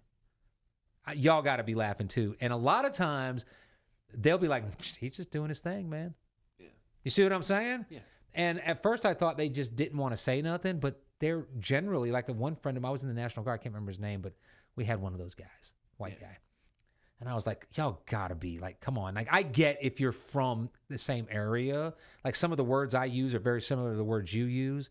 And some of the word that I use regularly, I can't use around you because I listen to rap and it's just a natural thing for me to say it and rap along to it. But he was like, I mean, he's just doing his thing. Well, whatever. So that kind of, that gave me perspective. Like, okay, that's us. I guess. Yeah. I've never seen a brother make fun of a white guy who was what you would consider a wannabe. I've never seen it. I've never seen him like bust on him. I'm not saying it don't happen, but whenever I have said something to a guy and expected my homies that are like black or whatever to fucking come and jump in on my side, they don't say nothing to me about it. They just like, I don't care. I don't care what he does. Yeah. So I kind of look at it as a fucking very typical white American mindset that somebody's got to pay. Like, why? That's a liberal mindset too. Well, it's becoming it's not. A woke mindset. It's a woke mindset. Woke because woke's not liberal. Come on now. I'm a liberal. I still will tell people. If you really ask me questions about how I would vote and what I think, I'm very liberal. Now, and by today's standards, I'm probably looked at as a conservative. But then again, so is Bill Maher. And Bill Maher's been a fucking liberal for a long time. George Carlin might be seen as a goddamn right-wing extremist if he was still alive. You know what I'm saying? These are fucking liberal people. Yeah, that's where it's going, man. So, not woke, it's like I don't know, do as I say, not as I do, I guess. I think, the biggest thing is this is how I think things should be done. I think that everybody should stop at that fucking light, full stop. Yeah. Before they make a right-hand turn on the Ramsey Street. That's the law. That's what everybody should do. When they see somebody not do it, these are the people, I see it on the internet too. They fucking call the police or, do you have a fucking permit? Do you have a permit to sell lemonade out here? Yeah. I had my cousin when he was little. My parents lived on a golf course. He would get the golf balls out of the backyard and he'd fill them with a cooler or a trash can up. He'd sell them for like 50 cents. And these fucking golfers were happy to pay for it because these are expensive, Someone said, did you have a permit? And they were like, oh, you can't do that. That's a fucking, where does that come from? That you have to take time out of your life to, that person's not following the rules and they should pay. Like, what do you care? Now, leaving your fucking cart in the middle of the parking lot, that affects other people. Yeah. The wind can blow that cart when it affects other people. into. Now, that's a good test. When you see someone put their cart back, generally speaking, they're going to be more either radically centrist or they're going to be center right or they're going to be extreme right wing. If you see the motherfucker leave the cart in the middle of the grass, generally I look at them and I think that's a fucking Democrat. Yeah. You know what I'm saying? That's different. I do get pissed about that and I do call people out for that because that is inconvenient. That's a hazard. But if somebody runs a fucking red light, like I'll give you an example. One day I was standing outside my tattoo shop smoking a cigarette, probably smoking a joint, and there's a bank in the parking lot. Mm-hmm. It got robbed. And the guy who robbed the bank ran right through the parking lot. We didn't know he robbed the bank. Okay. Just some dude ran by. It was summertime. He was wearing a hoodie. He was holding his pants up. And he ran by. And we said, hey, what's up? And then we kept on. About 45 minutes later, the fucking police showed up. We were back outside smoking. And they come up and start asking. I'm like, oh shit, that guy robbed the bank? Yeah, we saw a guy run by. When it came time to give them information, like, I don't fucking know. Like, it ain't my fucking job to catch this guy. He robbed the bank, he got away. Yes, first thing he asked me was, did somebody run through the parking lot? I thought they were looking for somebody. You don't know. You're not thinking. When I heard that he robbed the bank, I immediately went into, I didn't see shit. I saw the guy run through. What'd he look like? He was a black guy. Any facial features? And I looked at the fucking white cop and I said, come on, man. You know all black people look the same to white people. And the black cop started laughing. Shit. But my fucking wife at the time, before she was my wife, she started to fucking, he was, I was like, whoa, she didn't see shit. Like, that's not my business. Why do I don't understand the need for people to want to. What if he had robbed your store, though? If he robbed my store, it's different, but I'm not involved in that. Now, here's the deal. Okay, so he runs by, and I witness, and I say, blah, blah, now I got to go to court and testify. This motherfucker got homies. Yeah. I don't want my fucking windows broke out. Your money's insured. So you're hired, and your job is to find these people breaking the law. It ain't my fucking job. Now, if it's a heinous crime, damn right. And I'm not like, oh, but he robbed the fucking bank. That's not my business. All right. Guess so. So if he ran by you, you'd be the guy that was like, yeah, he was about 5'4", and he got in a car, and the license plate was this and that, and kind of feel like a need to be involved in the justice. I just don't. I don't think that way. Oh, that's fine. I mean, I don't know, man. I don't like people getting by on people, man. But that's not your business. So if someone if somebody runs the fucking stop sign and he don't get caught by the police, why do you give a fuck? Are you mad because you stop? No, because like if that dude runs a stop sign and fucking creams my car and kills my kids, I'm gonna be pretty fucking upset. Yeah, that's self accountability, man. Yeah, no, I stop at stop signs now. I guess that would be subjective because it starts like it's like the snowball effect. Like I have been plenty of times at a fucking 4-way red light, especially at Ramsey Street, getting on 295, and the fucking light never turns green to make a fucking left, and there's nobody on the road. I get that. Yeah, there's nobody on the road, so I fucking run the red light. There's nobody on the fucking road, and I literally waited for the light to turn red twice, and I'm like, well, fuck it. So let's say so I run it, and there's somebody out there that would be like, oh no, you gotta fucking wait, buddy. So hold on a minute. No, like get it. So you're cool with, let's say you got car here, red light, no signal, right? Who has the right of way? The person turning has to wait, right? Whoa. You got two cars, all right? Which way is he turning, left or right? Doesn't matter. It does, because the person turning right. The person across is turning, right? Uh-huh. You're at an intersection with a red light. Okay, right? I'm sitting there. You're in the straight traveling lane. I'm going straight. It's a one lane on each way. The road. Okay. And someone wants to make a left. They're on the opposite way. They want to turn in the intersection. Okay. Okay. Light turns green. It's not a green arrow light. They have to yield. They have to yield. Yeah. But these days, a lot of the times, that person will just fucking go. And then they'll get mad at you for getting upset at them. I haven't experienced that. I have a lot. That intersection by my house, all the fucking time. It's because it's me fucking first. So the person turning left just pulls out in front of you like, fuck you. It just goes. Yeah. There's a lot of that. Yeah. Me fucking first. Fuck the rules. But did it slow you down? It could almost kill me. Oh, so you were moving. I was going because I have the fucking right of way. Right. So they just made a stupid call. No, they on purpose. They knew what they were doing. Some people are just dumb. No, they know. No, like, I think I can make it. No, like, I'm going to just go. Even though I know I have to but yield. If you hit them, you're going to fucking kill them. If you're at a stop, it's one thing. Sometimes I will see people, when you both on a red light, and this person wants to make a left going this way, and I'm going straight, they have to wait for me to go straight. Right. Sometimes people will go and get out there, but I'm stopped. So I'm not going to hit them anyway. Maybe I slow down a second. I don't care about that. Okay. All right, cool. That doesn't bother me. I'm like, asshole, idiot. Yeah. But I don't feel the need to like, oh, cops, get them. No, I won't do that. But I'm just saying, like, that people that think that's okay, and there's a lot of people that think that's the norm, and that's okay, regardless. Yeah, because they were raised wrong, and that's the problem with America. And that's why I want to get the fuck out, but we got to go. I got to get home. So, all right, man. So, yeah. If you, I think I already said we're only going to put the first hour on Netflix. I'm not Netflix. Netflix. If we, oh fuck, I hope that becomes something one day. No, Spotify if and Netflix Amazon. fucking pulls us aboard, we're doing great. Hey, I haven't even checked. The last time I checked the Amazon subscription downloads, I was fucking really shocked. Yeah.